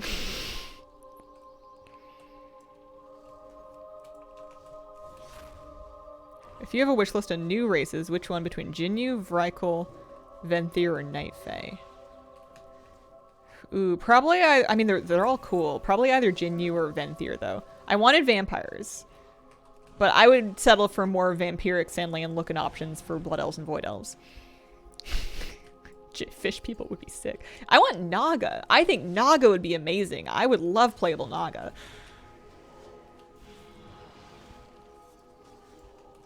Salty because I want Vrykul.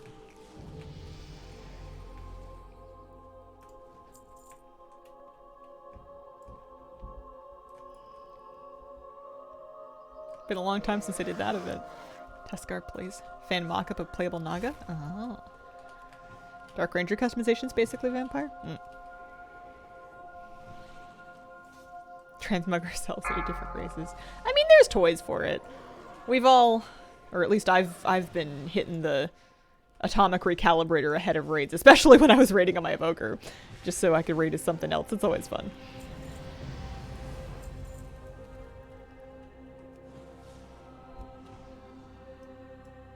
The new bipedal Nerubians would be cool. DK's getting Sandland Hero talent thing. That's cool. DKs though, they're plate wearers. They're big, stompy, clumpy, clompy plate wearers.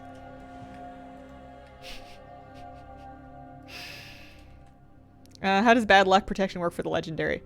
Every time that you don't get it, you have a slightly better chance next time. Currently with the Evoker Legendary, that is only applying to killing it on Heroic or Mythic. We're not 100% sure exactly how it's going to work for the Farak Axe, except that it's going to be stacking up from day 1 as opposed to the Evoker Legendary where they patched it in. Turn this in a bit. Old Hillsbrad. Brings back memories. I want to play as a troll. I need to get... now that I've had this dungeon, at least they shouldn't put me back into it. They shouldn't stick me in here again.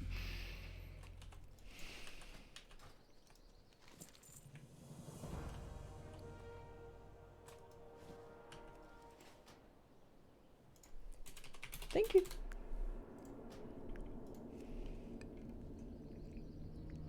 Don't forget your talent point like I always do, apparently. Yeah, Black Brass, right? I could change the expansion, but like, yeah. Healing done improved.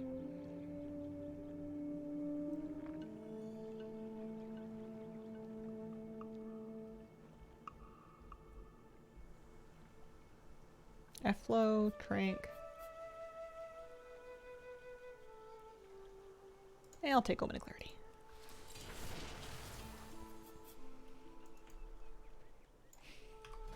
I'm gonna DIY my talents up to 70, and then I'm gonna check the guide and be like, oops. I have exactly the wrong things. Oh, I like healing leveling dungeons. It's like a cozy thing to do with your hands. It feels kind of like knitting. What did we get? Cheese? Cheese. I can't believe I actually got transmog from that. That's kind of wild. Still holding out hope for blood troll customizations. There was the transmog set from the trading post that gives you kind of blood troll like markings and like tattoos and stuff. If you put that, especially with maybe like a different color on it, there's this situation. I feel like you could make a pretty blood trolly troll with that.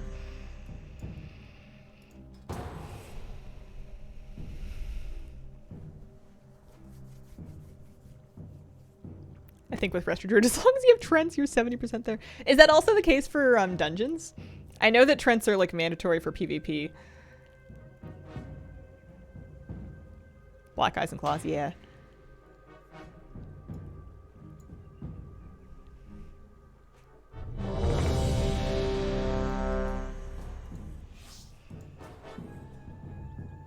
Thoughts on people hoping for WoW to come to Xbox via Game Pass?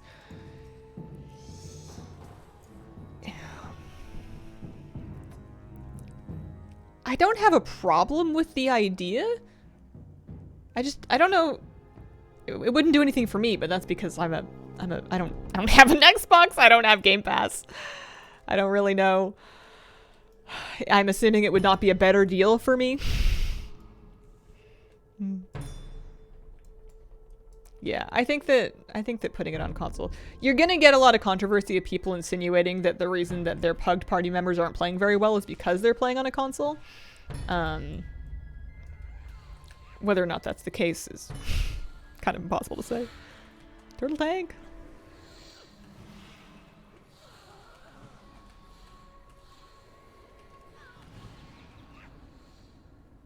But yeah, anything that lets me get out of the desk and onto a couch is usually fun.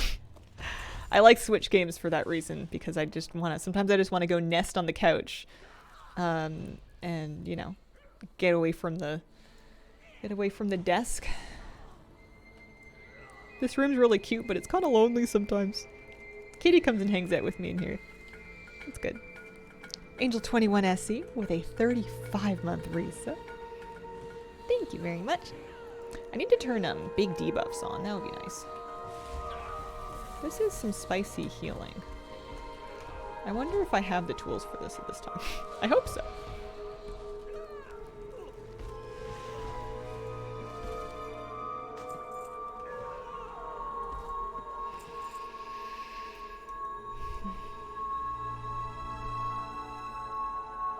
Older classes would be weird, but classes like Evoker seem nicely suited for controller play.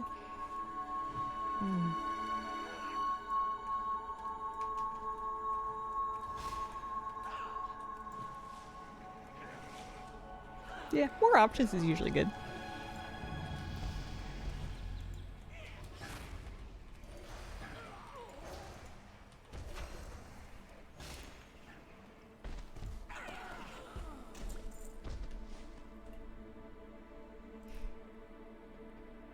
Dragonflight's been so good, I don't want to leave it yet. Yeah, we got another year. We're not going anywhere yet. I remember having this feeling at the end of Shadowlands, where they had announced Dragonflight, and we were kind of like looking at Dragonflight previews and interviews, and then alpha, and then beta, and I was really excited for it. And then I would like log on to stream Shadowlands, and I was like, I guess I'm farming for a gilded waiter. Let's go get some anima, guys. And even though there was still plenty of time left in Shadowlands, and I was still enjoying the stuff I was doing, it was so hard to stay invested in it, because once you can see the new thing, you just want to play the new thing. And we're going to be in Dragonflight for like a while. And it's not like there's not going to be anything to do. There's going to be lots of new stuff. It's just, you know, they've let us peek behind the curtain. They've let us look into the goggles of the future. I'm not known for patience. Or if I am, it's by people that don't know me. Let us stare into the void. Not having as much fun as I did in Shadowlands. Don't know what it is. Only you could say. I'm doing different things right now than I did at the end of Shadowlands. I remember doing dungeons for longer at the end of Shadowlands, but it's also the end of a season right now. I'm about to be doing dungeons again. Like, I'm going to be doing Mythic Plus with my team in... Oh, I hope I'm going to be doing Mythic Plus with my team in Season 3. There should be fun stuff and new dungeons, and I'm going to be on a priest instead of an evoker. That's going to be new. I'm making a mid expansion main swap, so that's going to be kind of fun and fresh too. Bill Bowie, thank you for the brand new sub. Appreciate it very much. Yeah, Seasons of Discovery. I wonder if I should play that. Well, it's going to be right in the middle of, like, the patch is going to be really fresh. I guess I'll just feel it out and do whatever I want, I suppose. I just think it's going to be too early into 10.2 for me to want to put 10.2 down. I almost wish it was pushed back a month. I plan on playing mostly Holy. I will have a Shadow Spec set up so that if I need to do dungeons or raid and they have enough healers, I can do damage for a while, but I'm going to be a Holy main. Only level 25, think it would be fun. It'll be weird playing not hardcore. I'm going to be like grinding one mob at a time and people will be like, Hazel, it's okay, you're allowed to die. And I'll be like, no. No, I'm not. It's a bad habit. Happy Waycrest is back. You're not the only one that feels that way, and I felt like a weird sense of like, I don't know. Was it happiness? It's just nice to see somebody say something nice about something that came out of BFA. Because I really liked BFA. And it has not yet been long enough for people to be super nostalgic about it for the most part. I know I have a couple of people out here that loved it like I did. But a lot of people are not super positive about it. Public opinion isn't anyway. So it's nice to see public opinion be good about at least a few things. Being like, hey, that was a cool dungeon. I want to see that one again. That was pretty neat. BFA was great. I missed it. I thought BFA was an incredible expansion that was really let down by its systems. I thought that the Azerite powers on gear, too complicated, big mess, weird progression. And they had really fun systems that people hated because they felt forced into them. I think that the BFA expansion with Dragonflight philosophies would have been incredible. But I still had a ton of fun in spite of all that. Tuesday Season 3? Tuesday is patch day. The actual Mythic Plus season and the raid is going to open a week following.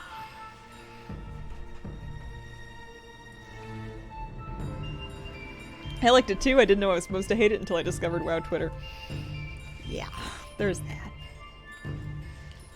Oh, I feel like we do a good job here of just kind of owning what we like and doing things that we enjoy and not worrying too much about the hive mind.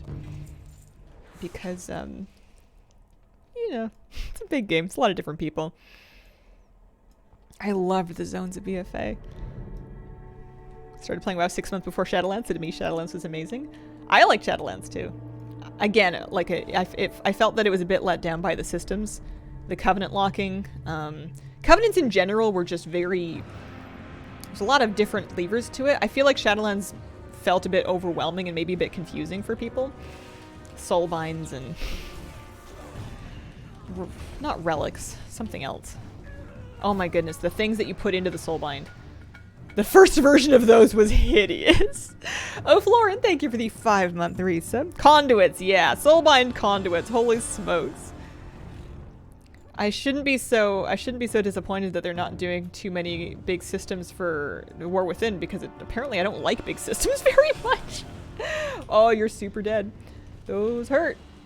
That's all the throughput I have. I don't have Ironbark. That's later in the tree. I wonder if we can kite this or if we're just whooped here. I have battle res? I do have battle res, actually. That's a good point. I am mind controlled now, though.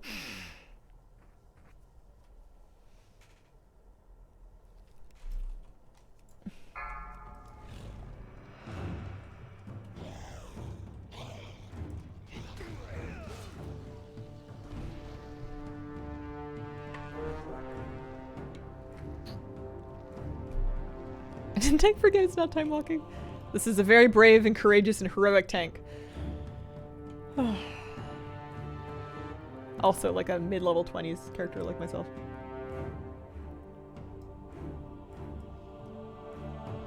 That stuff resetting? Yeah, it's resetting, I think.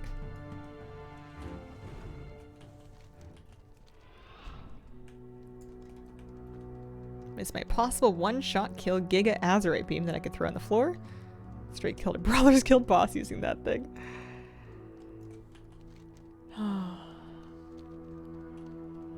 Yeah, End of BFA had a lot of extra power that was not because of your class. It was just because of your items or your Azerite power, your Heart of Azeroth.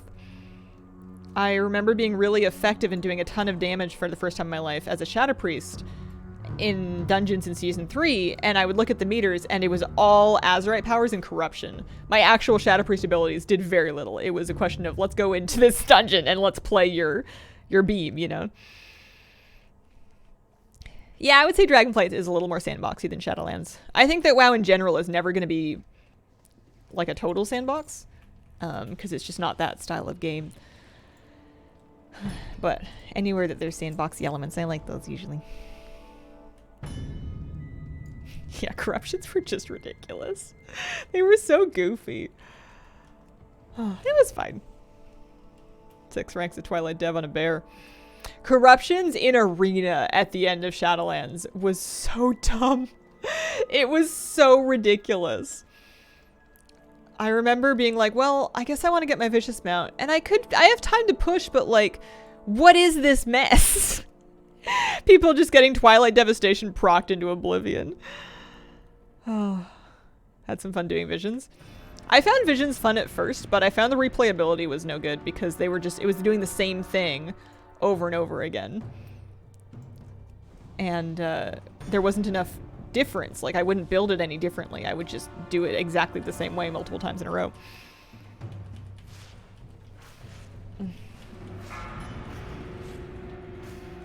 Still have my corrupted items in my bank.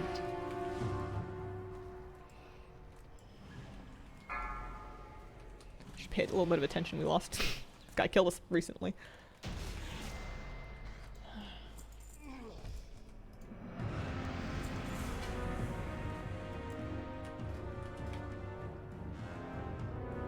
Echoing Twilight procs. Anyone close just gets blowed up.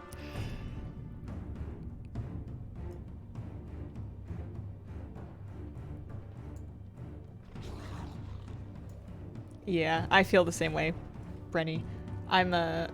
There's still things that I can farm to like keep busy. And also there's like a whole season and stuff to play, so I think I'll have things to do. But I'm definitely having to kind of like look at my slate of what I want to do and kind of put some things off until later because it seems like they're going to feel so much better after War Within, or at least once the War Within pre-patch comes out. What are we doing today? I'm leveling a druid. I'm leveling that troll resto druid that I made a million years ago because I want to and I didn't want to do anything else. I had some thoughts about like grinding, oh, it's on me. I had some thoughts about grinding pets, Zap Throttle Soul Inhaler farm, and then also I never did Tobias from Secrets for Satchels, so kind of thought about looking around and doing that, but then I just couldn't bring myself to do it, so we're healing dungeons. You gotta do what makes you happy. What kind of profession should she have? Herb skinning is my instinct because, like, when in doubt, it's hard to go wrong with gathering. If you were gonna have no professions anyways, you kind of may as well have gathering. My PvE characters usually have Herb Alch. I need to decide. I think for Dragonflight, I'm gonna stick with my Enchanting Tailoring on my Priest. But for War Within, depending on what they say about professions, when they eventually have something to say about professions, I may switch back to Herb Alch on Inksy. Even though she's been enchanting for a long time, Herb Alch is like my favorite profession combo to have because I can, like, you know, when I'm like out in the world a bunch, I'm doing world quests, I can be picking herbs the whole time. Plus, alchemy usually gives you longer flask duration, and that's just so convenient to have when you're doing dungeons and raids all the time. They did confirm a fated season for season 4. They did. We got that out of interviews.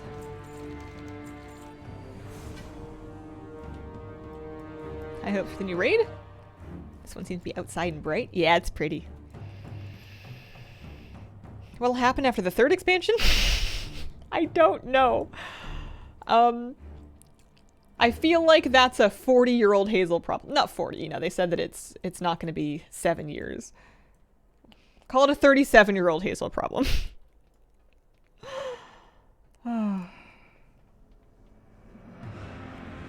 Have they indeed said it? They did. I don't have the link handy, but if you dig through the Wowhead headlines and the write-ups of the interviews, I think Ian said it. But I might be misremembering. We looked at it this morning, though. Yeah, Shadowlands Season 4 didn't last a crazy amount of time, I don't think. What if this dished up in 7 years?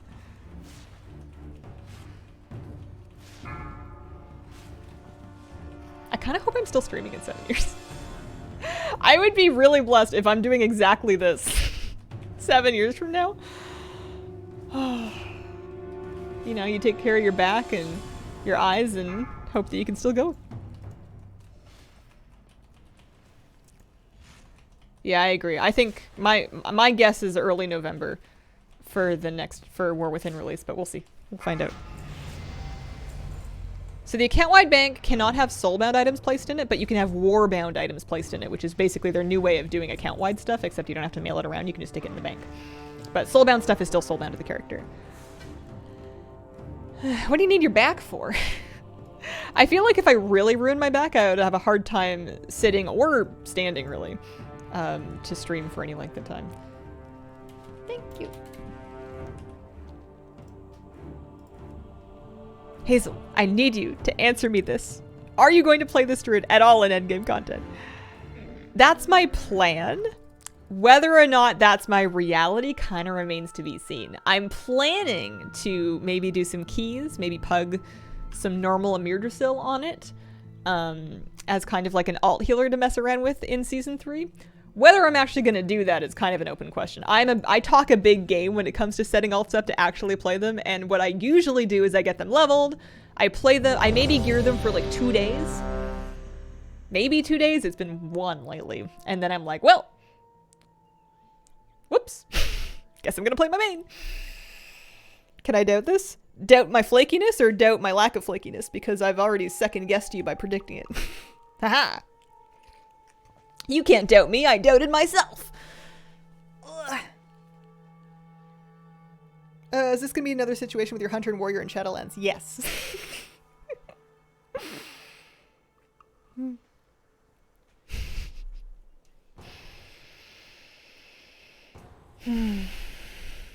After the 3rd continent, expect they're gonna have to spin the Azeroth globe around to fit more continents.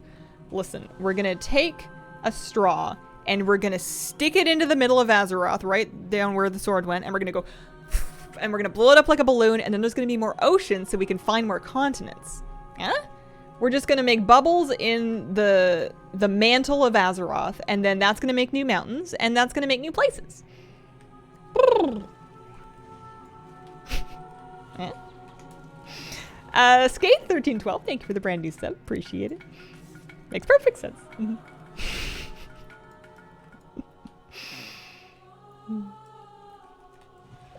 When was the last time you blew bubbles in something on purpose?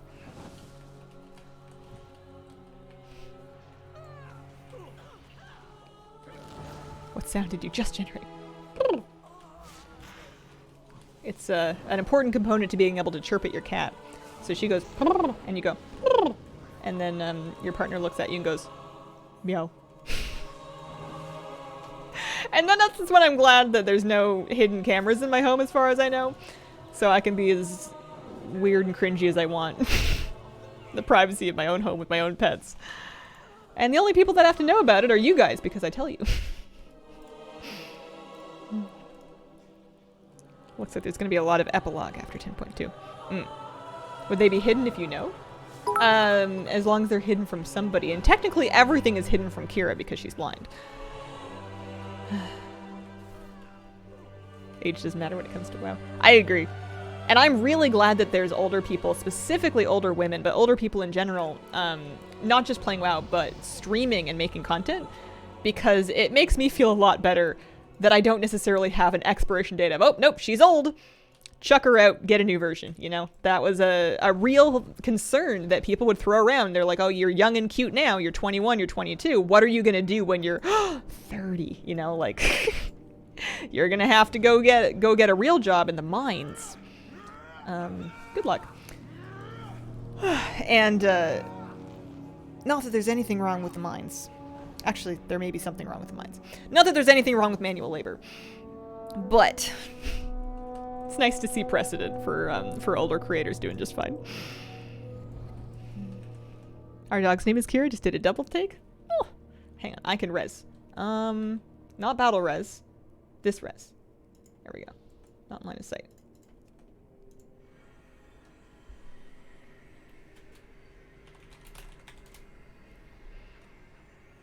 You're like a band. Pass the brand on. Replace the old hazel with a new one.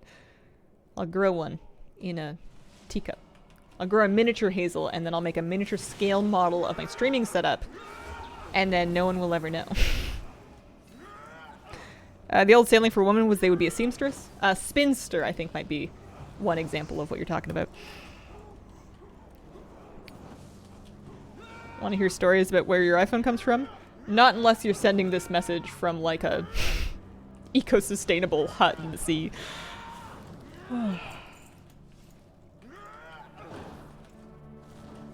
We're throwing glass at each other from our glass houses. Grow hazel out of thin air. Shadow following when you're 50. Would I live in the Emerald Dream? After I die? I could be a tree. But then somebody might carve me. They'd carve a cute little face for like a whimsical neighborhood, but I would be like, owie, my nose. I think Stellan Fireheart is screeching. I think he's really upset about the fact that we're killing him.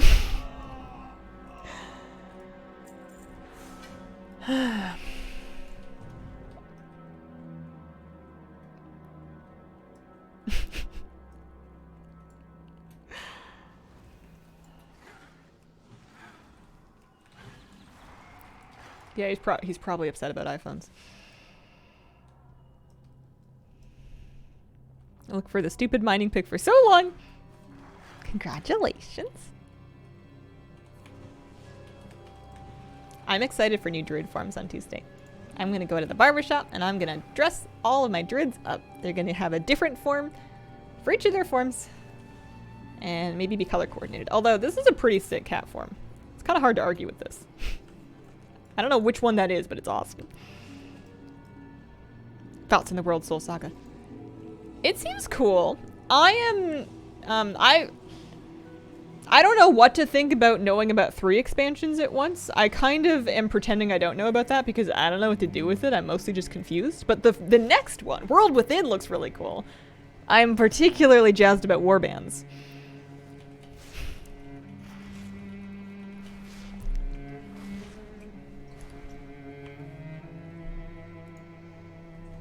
So antsy on patch day. Sure it won't drop till 5. Let me in.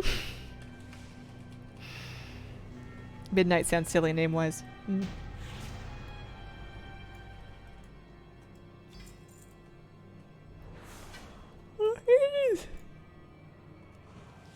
You know what I think of when I think of the expansion named Midnight is Twilight.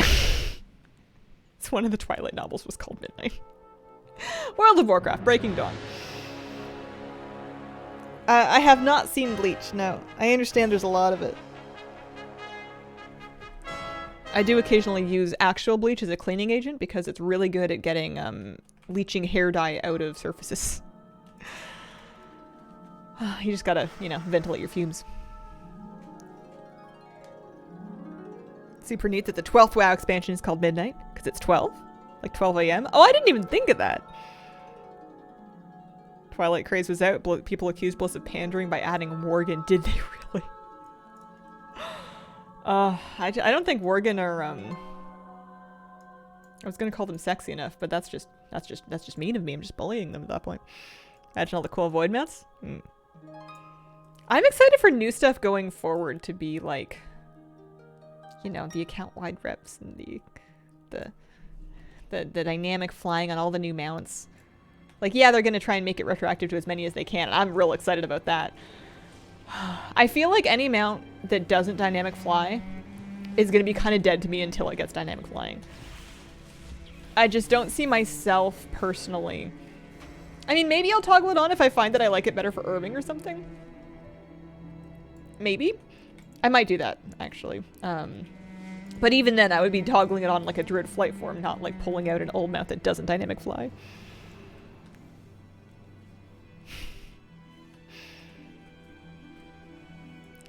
Druid forms will be will have the option to be dynamic as well. They confirmed that in 11.0 druids are going to get dynamic flight. Did they say 11 or did they say 10.2.5? I think they said 11. Please confirm. What's your item level? I am level 28 with an item level of 75. I'm leveling an alt right now. My main from last season made it up to like 444.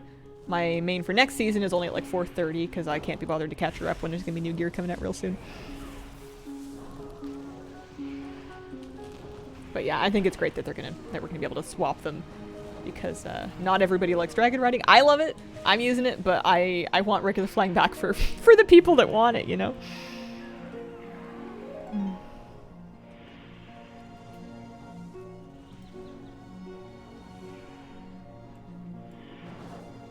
Worked hard for the book mount. I'm gonna be sad if it's not zoomy. Oh, I hope the book mount gets zoomies. I didn't even think of that. Okay, what old mount do we want to get dynamic flying the most? And why is it the Stormwind Sky Chaser? Enormous BlizzCon Zeppelin. I feel like old limited ones like that are probably lower on the list because not that many people have them and no new people are getting them unless they decide to put them on the trading post. The Peacekeeper! Oh, those will be good with like the little X-Wing animations on them. Any mount? Flying mounts. I hope that we have areas in which we get to use and enjoy our ground mounts too, because I haven't really been able to spend much time with them lately. Roll up a little burrito for the swirly surge. Shackle Drizzle. Want that one dynamic? I want it on the magic carpet. Yeah, I wanted to tuck into a little taco.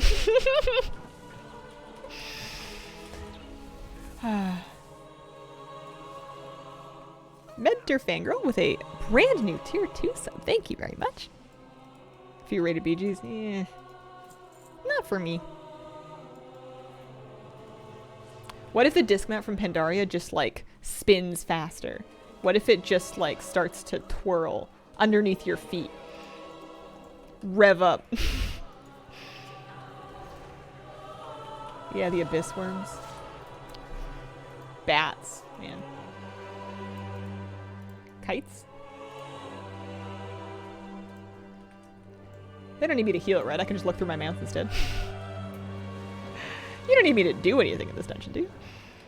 Hey Hazel, how you doing today? Hello, Mr. Funny Pants. I'm doing good. How are you? I'm doing a cozy post BlizzCon, both BlizzCon day. Hang on a second.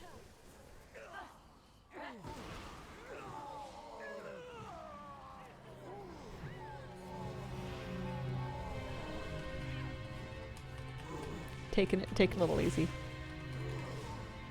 Like to try healing? What healer do you recommend for noob? I always say Holy Priest. I don't know if that's the right answer or if that's my bias coming through, because that's what I'm gonna make next expansion or next patch for the next tier. I'm gonna be a Holy Priest. BlizzCon was so good. What was your favorite part? I liked Ian's shirt.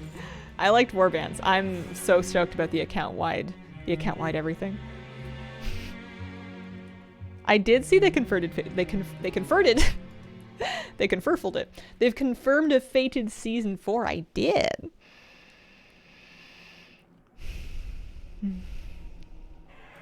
Want the flying Merhulk.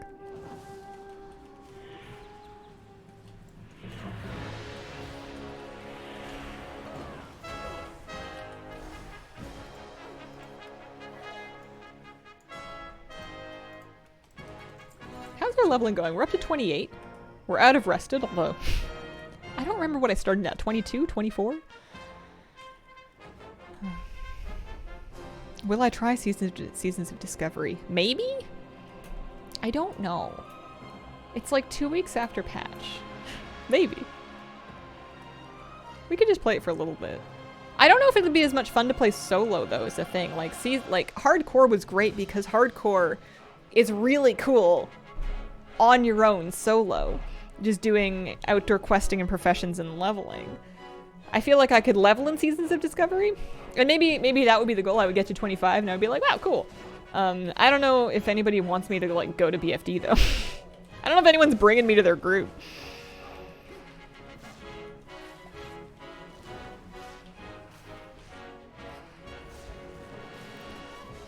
Already have it all planned out in my head. Blood Elf Warrior, Blood Elf Hunter, Troll Druid, Orc Shaman, and an Undead Priest. I want to get all my characters cleaned up. At some point. Go through their bags. Get rid of, like, the Secrets of Azeroth hints and the Howl's End wands and just clear out their quest logs and their banks, you know? Another alt purge, too many characters. Hello all from Snowing Anchorage. Hello! Happy, I was gonna say snow day, but happy snow season.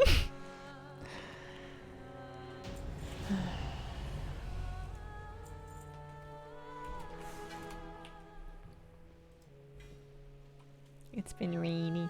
It is, muddy puppy season here. He goes and he plays and he rolls around and he gets super muddy. I found though his coat, my Dougie's coat, the mud brushes out of it. Like if it dries, and I brush him, the mud, it all stays in the surface and it just brushes right out.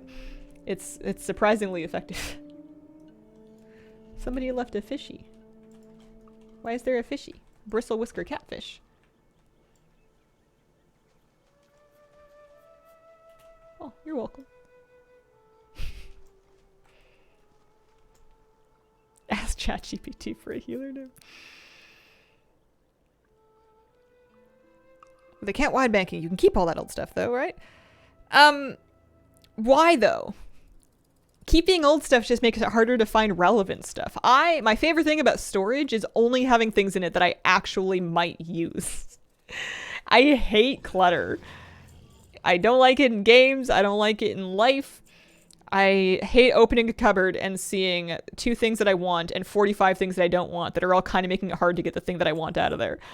It's just like ambiently stressful.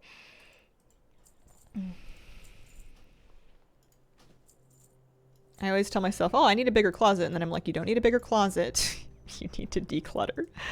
Why do you have 3 sets of old sheets that are for beds that you no longer own? You say, oh, I'm going to keep these in case I need a drop sheet for painting. You don't paint things. You don't paint anything. Donate them, please. Holy moly.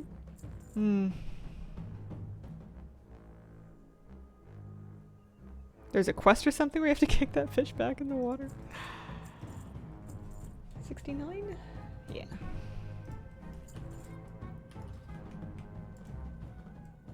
Am I happy with TBC dungeons or do I want to start healing other dungeons? Oh, I'm up to 728 gold. I remember when I used to make a challenge of trying to earn enough gold to buy flight training on my alts by the time that I got them to the level where they could do it. Hey Hazel. Hi. How you doing? I aspire to have all of my bags this clean. I've got some gear to get her started at level 70. I wonder if it'll even work if season 2 ends. I think I need to get her finished leveling before Tuesday if I want to use those. I'm gonna have to get different catch-up gear otherwise. Add on that displays an experience collected check mark. Yes, Can I Mog It? Can I Mog It does that. It's phenomenal. It's fantastic. No one wants to invite my fresh boosted blood DK to keys. Make your own key. Yeah, whenever I realize that my Can I Mog It's not turned on, I have to stop and I have to go make it turned on. It's important.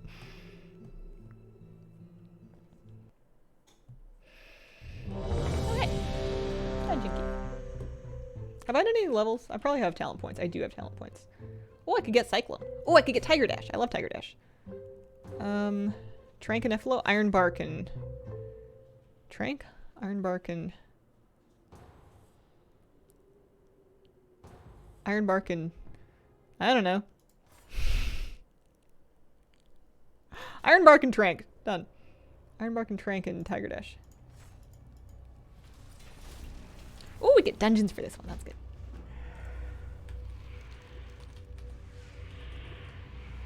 So I can normally stick Trank down here.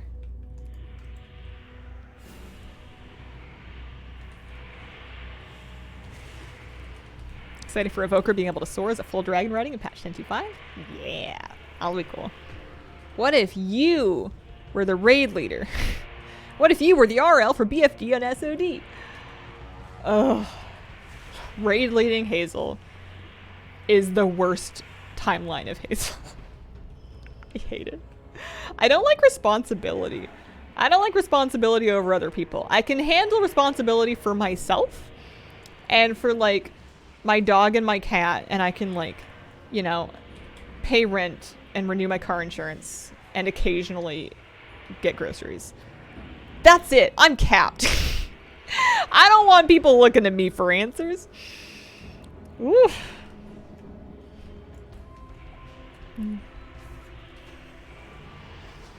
If I start my out, it starts at +2. I'm not trying to run it all the way up. What if I did a challenge where I only ran my own key on a character? Exclusively, like, see how high you can get your rating. Self keys only. This is a good moment to tranquility. Give up groceries and car for raid lead position. That's why tank Hazel so rare. You were a good bear tank on Barney. I wouldn't mind tanking if somebody else was leading and somebody points me at a boss and tells me when to swap and tells me who's tanking first. I just don't like making choices. We did fine. We did fine. I just selfishly don't like doing it. Solo self-key. Off-tanking, yeah, exactly. There are raids and groups where the leader is like a mage or a healer or something like that. It's not always the tank that is leading the raid and calling the shots. It just often happens to be that way. Really hope. Might get more allied races during the expansion. Nairobi, pretty please. I think it would be cool. I hope that they continue adding more races.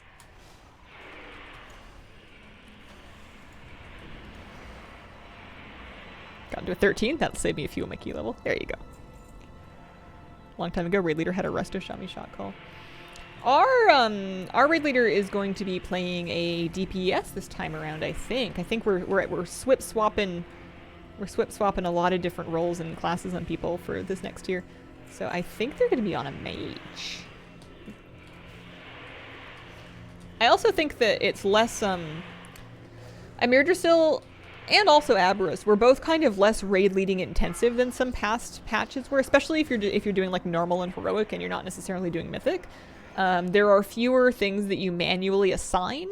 It's like, you know, it's still helpful to have somebody in charge, but I think it's less heavy lift than it was. I remember trying to tank and lead through Nyalotha and just doing that last, was it the last boss? You would go into like the down phase and then you were choosing the order of the tentacles and you were trying to make sure you were killing the tentacles in the right time frame and you were like pulling people. It was that like did my brain in. Darkshore Warfront soloable, loot farmable. I want to say not really. The heroic ones you can't even get in alone. The lower level ones you might be able to get in on your own, but it might be a big mess to do. I haven't tried it.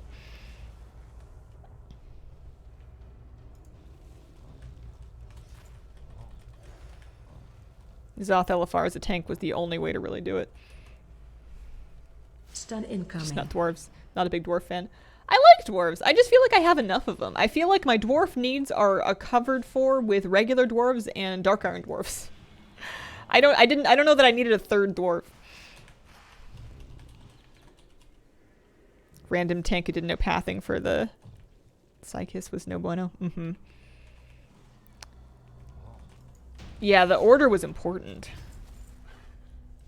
Grinding dream events for gear. Realize the cap for tokens to convert gear is 1 token lower than the full set. Now it will really bother me.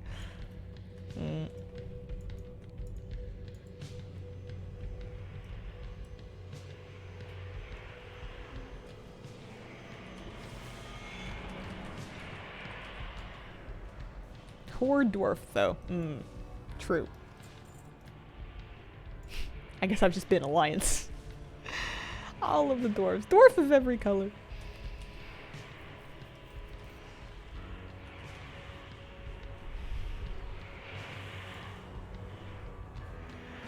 Yeah, I don't think the early access is going to give a leveling and gearing advantage. I think it's just a bummer that we all don't get to dive into the new stuff at the same time, and that it's going to be paywalled. I think that it's not that you're gonna be like better gear. You might have like a profession, unless they like disable a bunch of weird stuff. You might get like a profession and a gold making advantage for going in early, but but for the most part, it's just like sheerly like a wanting to be part of the moment, wanting to be part of that beginning of expansion experience where everybody's going in, everybody's breaking things, everybody's leveling at the same time. That's like a huge part of WoW expansion launches, and to paywall doing that at the same time as everybody else is gross. I don't think it's an advantage, I think it's just scummy.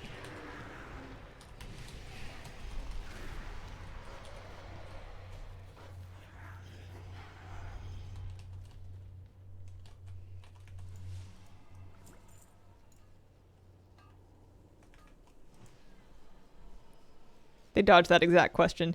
Yeah, the early access, the way that they've addressed it whenever somebody asks them about it is they're like, it's just so you can stop and smell the roses and get more time to enjoy the beautiful story.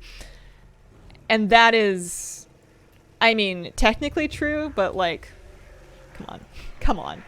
They know what they did. It probably wasn't up to them. It probably wasn't a game devs being like, you know what would be really cool is if only the wealthy players could start at the same time. You know what would be really cool is if we take everybody that really loves the game but doesn't want to pay $90 for a new expansion and we say you guys can get in later after the VIPs. You know, like that's not a game dev thing. That's coming from higher up. I feel like it has to be. I don't know that for sure, but like that does not seem like something that Ian would sit down and be like, woo! You know, like that seems like something that's being done by the people who are trying to squeeze more money for the quarter.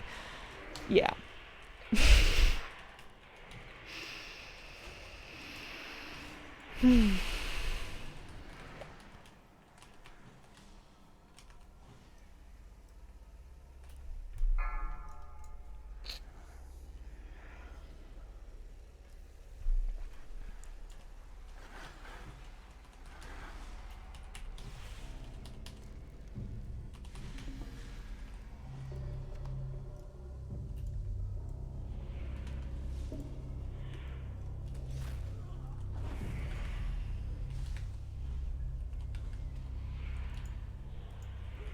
Yeah. It's not gonna like make or break it for most people, and I'm sure we're all gonna be kind of forgetting about it and moving on by day like 5 or whatever. It's not gonna be life-changing for a lot of people, but it's gonna print them money. That is going to talk a lot of people that wouldn't have otherwise found money for that expansion into parting with it.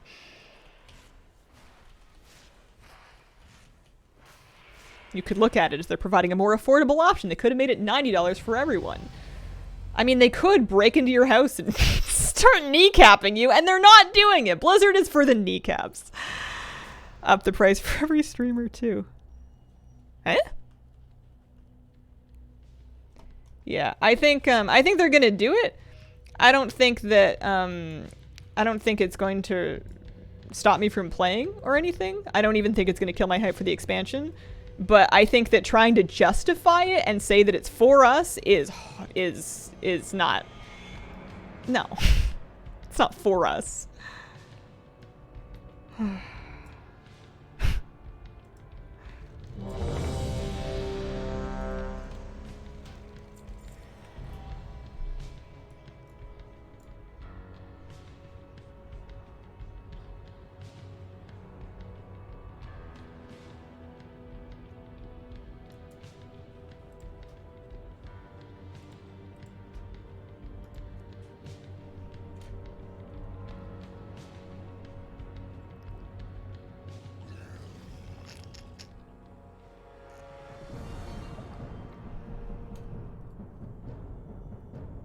We all know 2 of those 3 days the servers will be offline.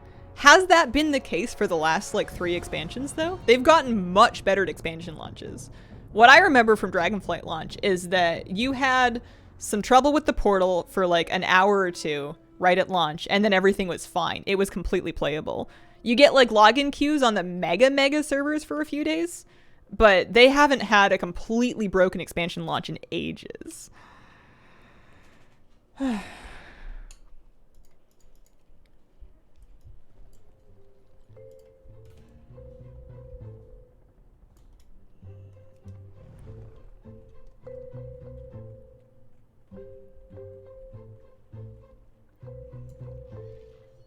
Can't remember the last time I personally had a problem with launch RNG, maybe? Yeah.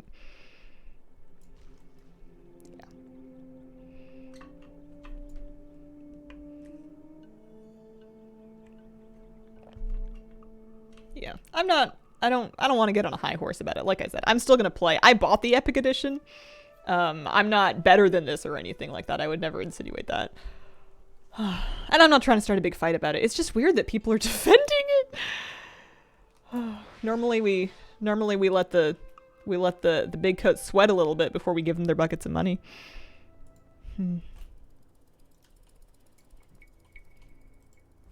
What was that bat form?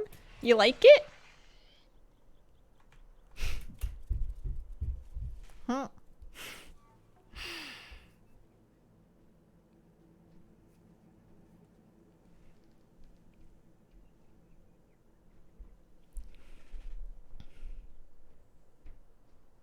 Trolls have a base bat form for travel. There's also, this is a glyphed one. That's like a Shadowlands bat, right? You can change your travel forms in the barbershop.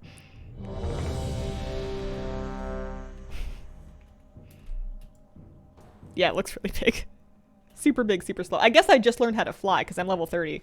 It didn't occur to me that I'd hit 30, but I suppose I have. Do I want D Enrage? Yeah, I do.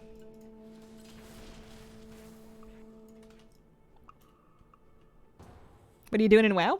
I'm leveling an alt Restadrid.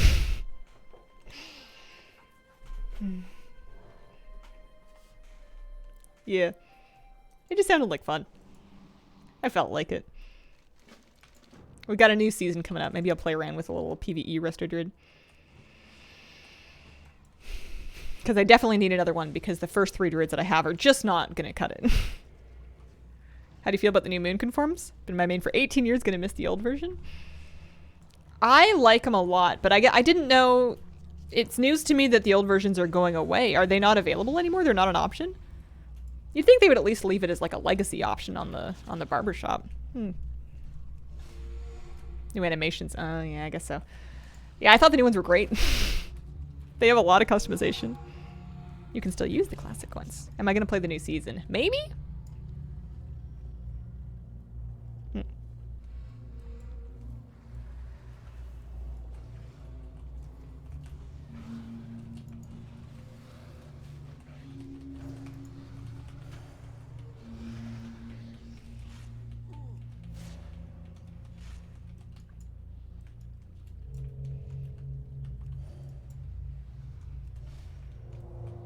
Got the stars made.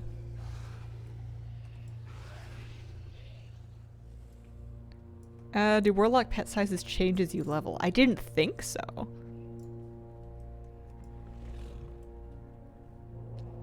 Are you guys playing Season of Discovery? You guys excited for it?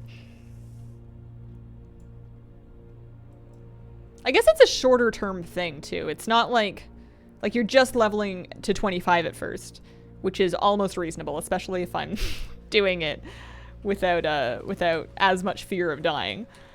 I have a little more background in regular classic now than I did because of my hardcore time. You know, might be kind of fun. Check it out for sure. Any particular reason for leveling a TBC? I just like healing these dungeons.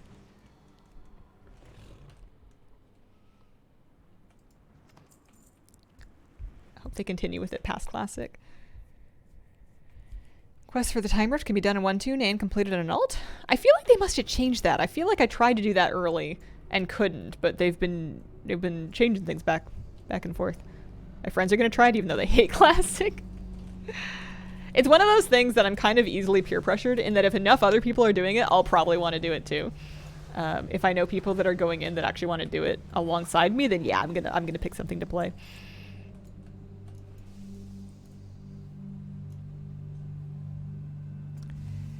Elrithu, that's a good point. I also was wondering about the socket thing. Are we going to have sockets on PvP gear? Are we going to have to do PvE vaults to get sockets? I'm kind of hoping that you just cannot socket PvP gear because it's like, is that part of the gearing grind that's a really integral part of your PvP journey, you know? I would almost, although, no, I think it's, I don't know. It's a good question. Season of Discovery doesn't sound like my bag.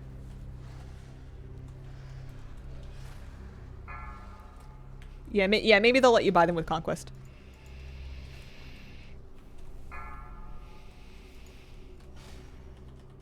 I agree. I think Cataclassic is bizarre.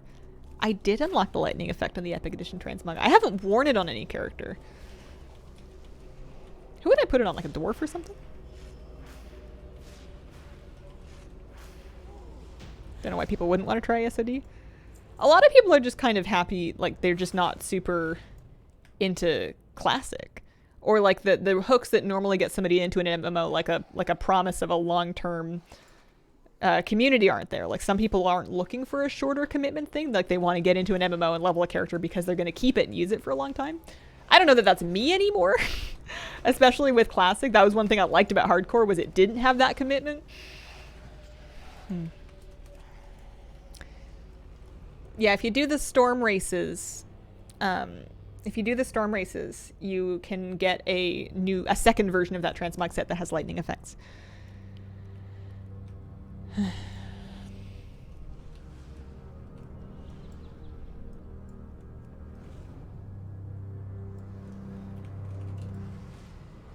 Yeah, storm races. You'll get a little quest. A little dragon will come up to you and tell you where to go to start them. If you have the heroic edition or the epic edition. I don't know which one had the things. I got the epic edition. There was a lot of stuff at BlizzCon. Yeah. Yeah, it went kind of fast. If you log in, there should be a little dragon harassing you. Heroic gets the mount, but does it get the storm races? I don't remember. I genuinely don't know. There is. I was scared of him. I know. I saw somebody follow me around. And I'm like, Flaps, I did whelp daycare. Leave me alone. Oh, wait. Who are you? I kind of hope that that's not the new norm for how to deliver new content. I don't know. I'm sure a collector's edition is coming, and I'm sure it'll include the epic edition goodies. It's just early. New mechanic takes some getting used to. Yeah, I agree. I tried to ignore it, but then eventually they wouldn't let me get away with that anymore. I love this dungeon. I think Slave Pens is one of my favorite BC dungeons to heal. It's just like the right length. It's pretty linear. I don't know.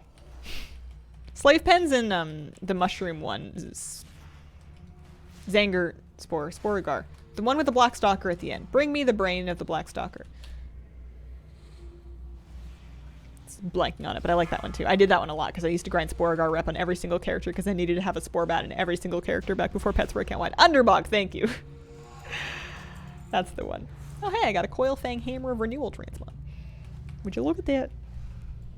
I have not heard anything about the character cap for accounts.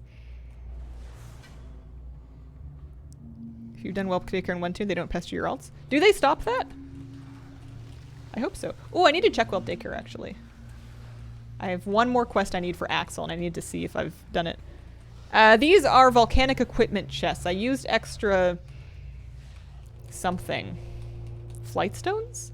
To buy those on one of my characters. And sent them here to get her some catch-up gear, but if I don't finish leveling her before the season ends, then I may need to get different stuff. Yeah. She's got to get to 70 and she's only at 30.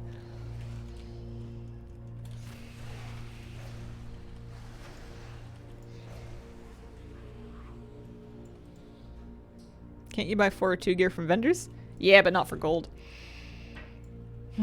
Or is it for gold? I don't know anymore. This game's got too much stuff in it. There's going to be new catch-up gear in like 3 days from the new patch, so I'm not going to worry about it too much. I don't know how or what or from where, but keep running dungeons, she'll be at 70 before you know it. Yeah, but I've got big plans to go outside. Owie. Owie.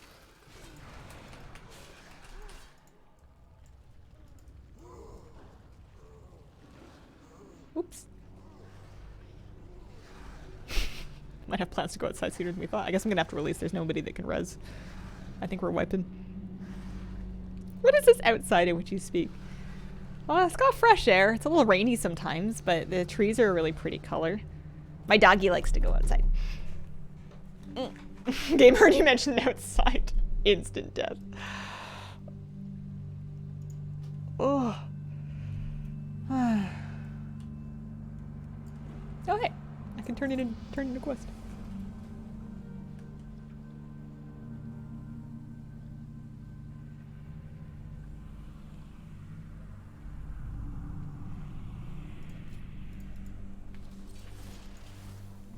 Oh, we lost the tank!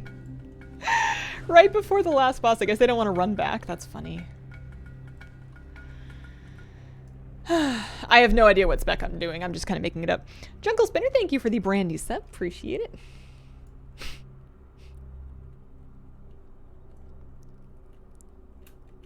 Outside needs an update before I touch it. I try to appreciate the fresh air whenever there's not wildfire smoke.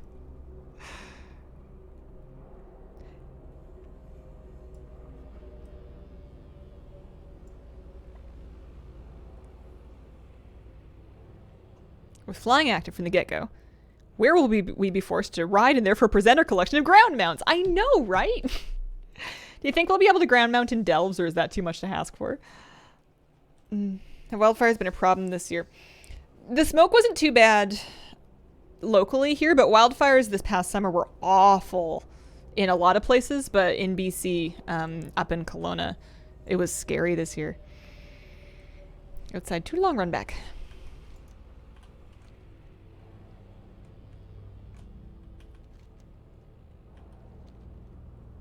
Do we go up the ramp? We do go up the ramp, that's right.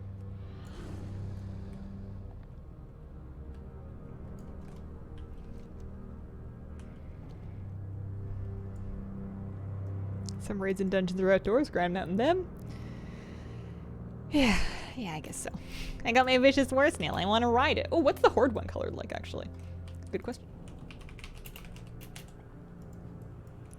Oh, it's... I thought the other one was red. Maybe this one's purpler.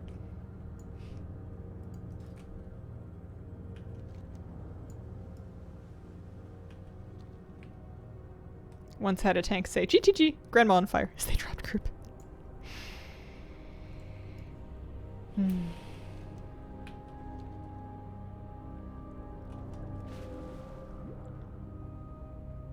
How come I'm not maining the race, or the class that can be an orca whale underwater? What's wrong with me? What kind of choices have I made in my life?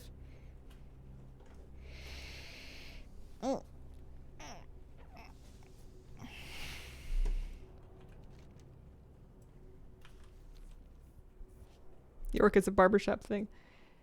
Just change it. Well, I mean, like on my priest. Like, why am I not... My priest can't be an orca. I like the orca. That's what I'm saying. How come I'm not maining something that can be an orca whale? I do have the whale edition of War Within. The Whale Within. Are we making that joke yet? Oh.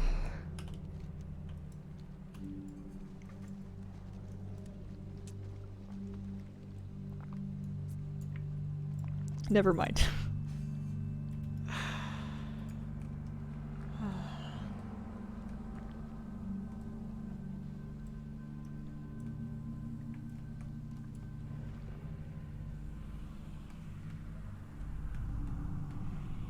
Oh, I forgot to discover Weeder Green Thumb. There's one guy in there, but that's not going to help us. I don't feel like I'm going to bother with that, especially if we're going to try to four-man this boss.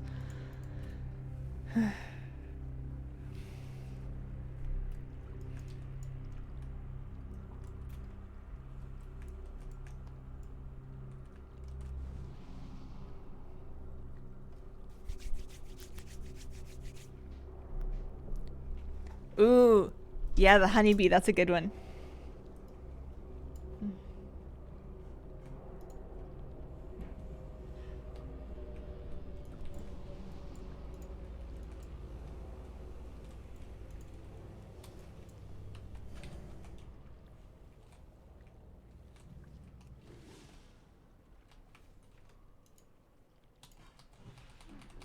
Chargorg.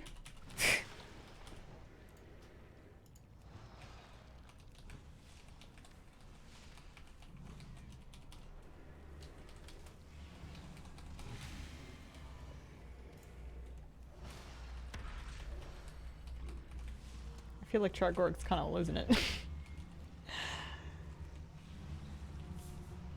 There we go. We did it! Do we have to tele out and back in to turn this in? I think so. I'm not going to worry about the other one.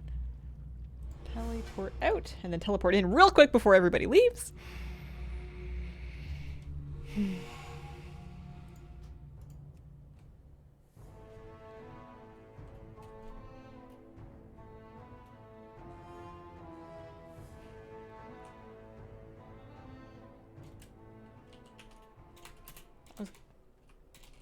Thanks.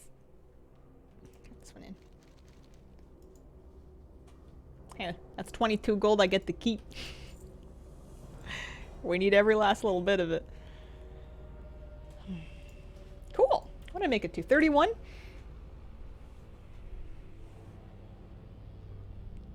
Yeah, that was fine. We finished it. The longest part was just the run back after that last wipe at the very end. I am going to wrap up and take my Hazel weekend. When I come back, it'll be Wednesday. We will be in a new patch.